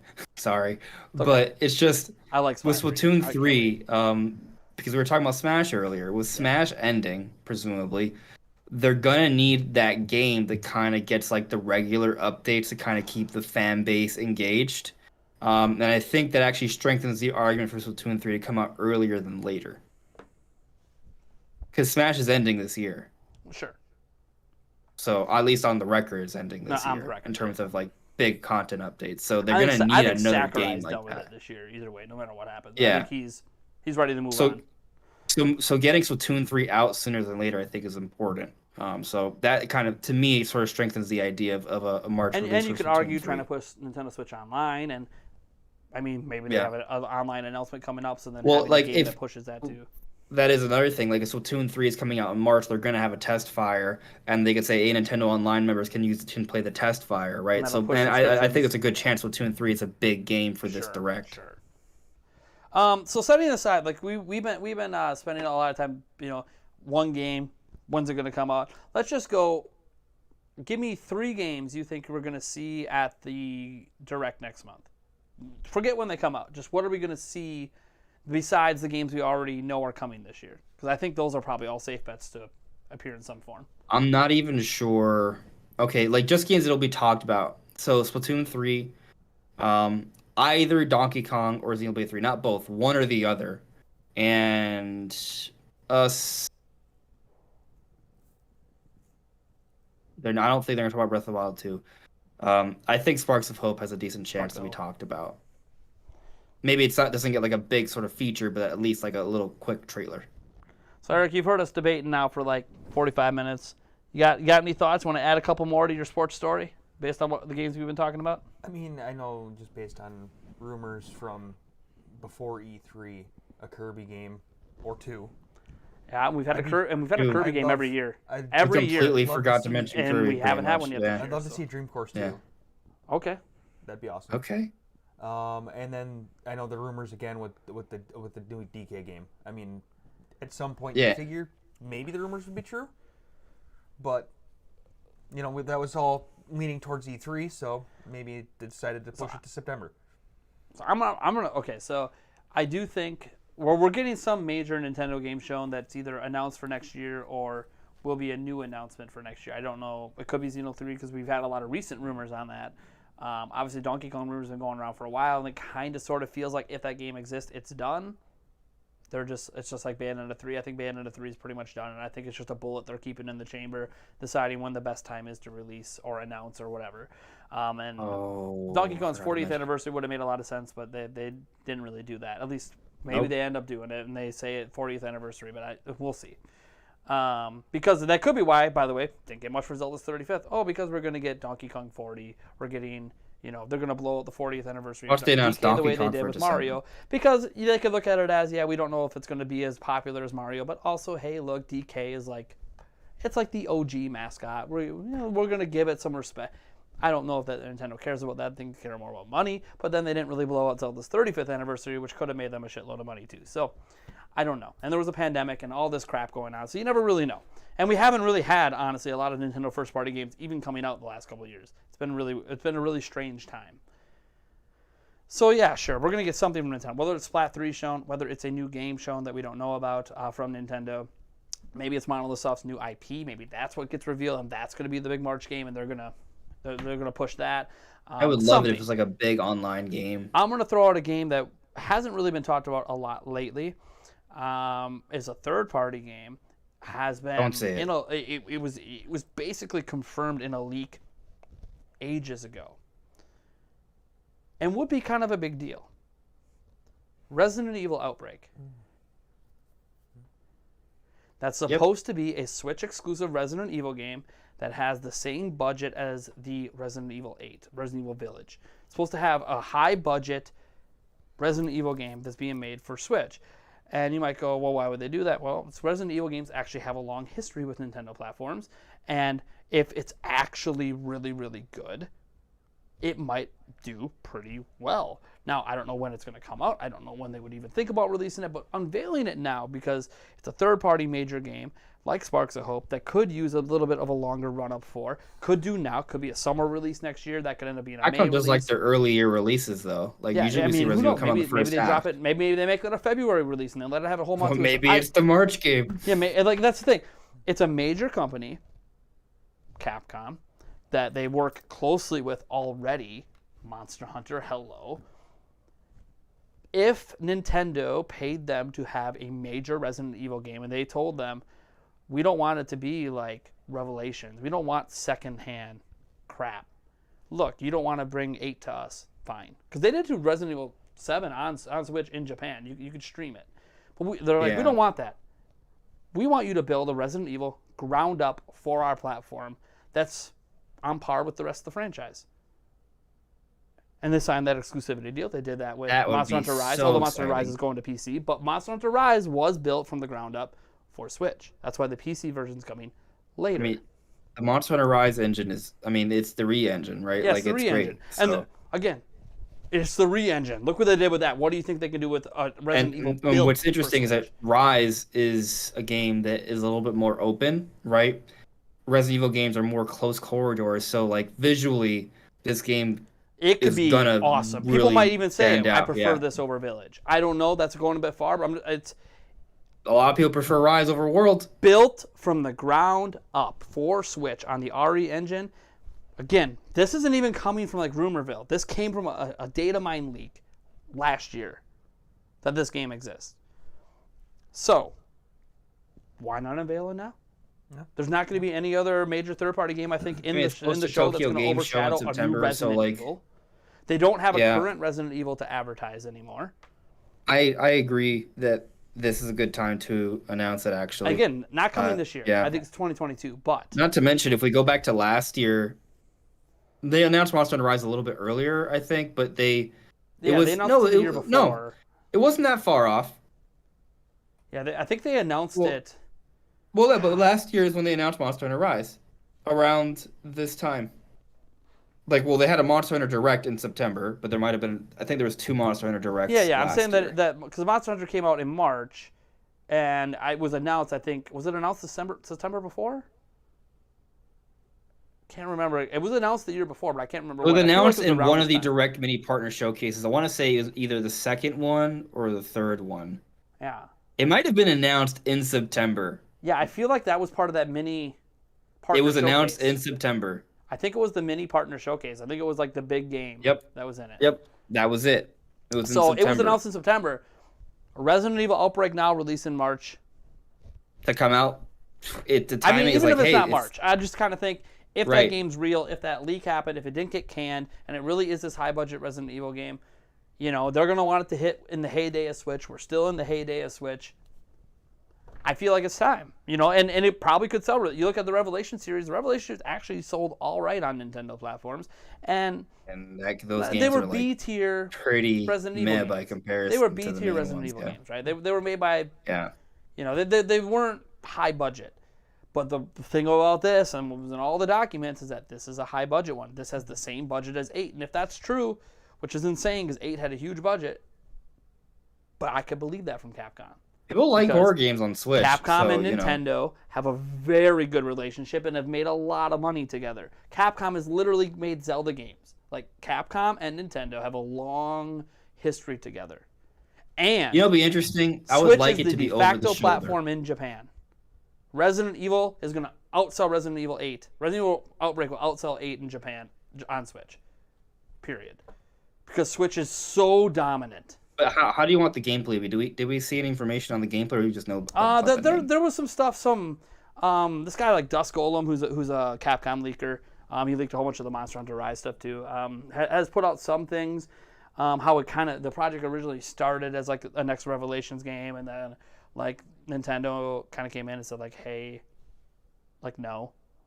You can use some of the characters and continue, try to connect stories if you want, but you're not calling this Revelations 3. You're going to do more. You're going to put more work into it, and I don't really know. Like I think okay, if it's going to have like Jill or whatever, it's going to have people from fine. I don't really know.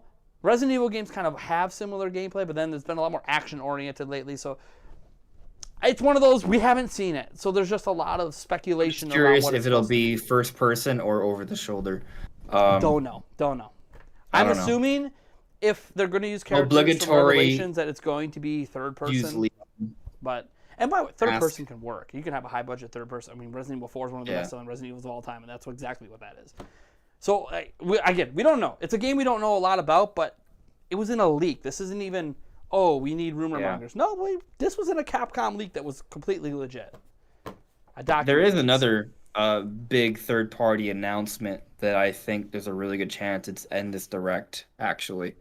That's the Grand Theft Auto trilogy remaster. Yeah. It'll come out for the platforms, but they can conceivably announce it first for Switch. Sure. Yeah, I could see that. It's supposedly coming out this year too. Is supposed to be coming to Switch, and then, I know everyone in the world's been waiting for GTA 5 to come. I think the boat has sailed on that. I'm pretty sure. I mean, GTA 5 is, again, it's like a Nintendo game. It's completely evergreen. It's even better than Nintendo games. It's freaking 100 million sale. Like, the thing just doesn't stop selling. Monster. But I don't know that. I would love to say that GTA 5 would be a huge reveal too, but it would be a huge reveal. I think the boat has sailed on that. As much as I've argued that GTA 5 could still come to Switch, they could still make the online work. They could. It's not a question of could. I think it's a question of desire from Rockstar to do that, and I just don't think they have desire. And they have 100 million copies sold. Reason to be like, you know what? We did that without having to be on there.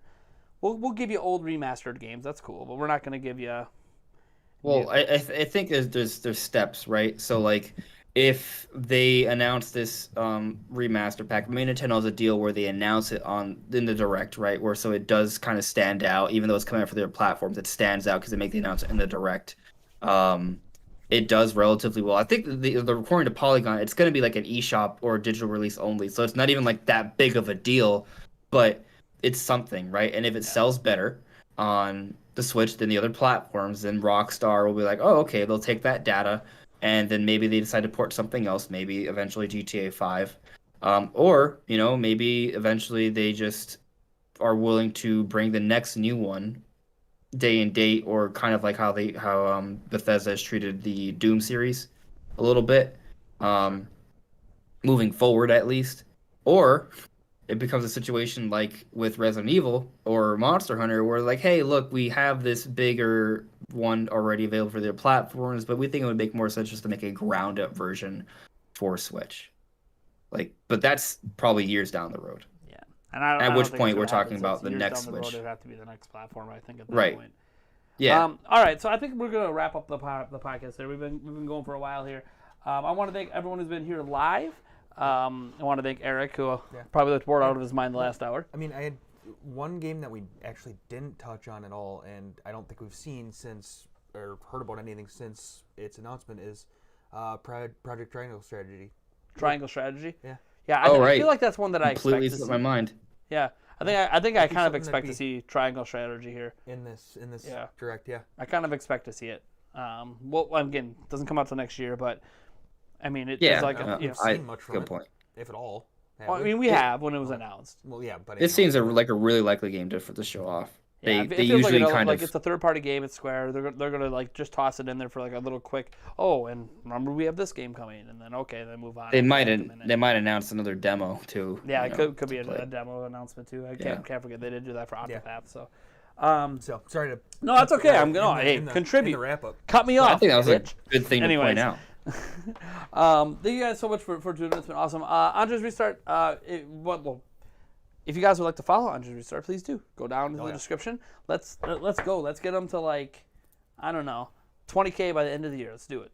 Let's do it. Yeah, that's do the it. crazy goal. Let's give them the Do it. 20K. Get We're crazy gonna goal. double I have a in goal of 4 months. 100K by the end of the year, and that's equally crazy. So let's just be crazy together. So Yeah. if you enjoyed his debates and his conversation with us on this podcast, seriously, he has his own podcast on Sundays where he does the same thing with other people, and he has his own videos and stuff that he does as well. So please go check him out. He has very different takes than I do on things, as you can see, which is why I love having him on as a guest. We agree on a lot of things, but then also it's fun to disagree and have fun. Do you have any upcoming content you maybe want to tease for people to be like, oh yeah, what's he got coming out? So tomorrow, maybe if I finish it in time before work, I may have a ruined that little tonight. discussion about the long-awaited peak year for the Nintendo Switch. So, which, right. by the way, our podcast on Sunday kind of got my brain sort of thinking a little bit more about it. So I'm sure it did. That's the way podcasts go sometimes. It gets content ideas and percolation. that's where ideas are born. Yeah, that's what That they in do. the bathroom. They do. So thank you guys. So yeah, go check them out on Twitter and YouTube. I got links down in the description. Andres Restart. It's easy to find. Type in the search, you'll get them. Eric, you can find him on Twitter at emo8790. You can find me on Twitter at NintyPrime. I think I have links to those down in the description. If I don't, naughty. If I don't have links to my own stuff, that's just really weird. I'd say you can find us anywhere podcasts are heard, but I mean, let's be honest, it's been like 7 episodes now that aren't up. So I will tell you this. I am making you guys a solemn promise. By the next podcast episode, all the missing episodes will be up on iTunes, Spotify, and everywhere else. And I'm making you this promise because I know I'll have the time to do it because my kids start school next Tuesday. So when they go to school, I'm going to sit down for like 2 hours and just get all the episodes up. So if your notifications get spammed with a bunch of episodes and you got like 15 hours of this podcast to listen to, you're welcome. I guess I just set up your workout for the whole week for all you people that like to work out and listen to the podcast. So, so I will get it up before the next one, and then I don't want to promise that from now on everyone will appear the next day after it happens. That's a goal of mine to next day have the audio version up. But I do know there's a lot of people that watch the video version or come in the comments and are always asking, hey, when's the audio version going to go up? And it's like, I get it. People have preferred ways they want to listen, especially when you're streaming from your phone. You don't always want to stream videos because data and all that stuff. I totally understand. So I do apologize for that for people that prefer the audio version. Just to be honest, I'm going to be honest, I just was lazy. That's all it was. I was always working on the next video, the next content, and getting all busy. And then I'm just like, oh, I already did the podcast. I'm good. I'll worry about next week's. And then it's like, oh, wait. Audio. Whoops. I don't know if I would call it laziness because you're always working. It's just kind of like... it's just I'm not being considerate to the 500 people that I know for a fact listen to the audio version every week. It's like that's not an insignificant number of people. That's 500 people. Like I should be considerate that they want. And by the way, I can't grow the audio version on other platforms if I don't put it on the platforms. So fair enough. So I'd appreciate if you go review always me on ask me to iTunes and give me a good rating for not posting my podcast. All right, folks. Thank you guys for tuning in. Thank you for the super chats and stuff we got earlier. You guys are awesome, and we'll catch you in our next podcast next week, where we'll have probably a completely different special guest until I message Andres Restart last minute and go, hey, are you available? Because, I'm in the country, so probably. All right. Catch you guys later. Peace out, everyone. Bye. And we're still live. Hi. Now we're not. Now we're good.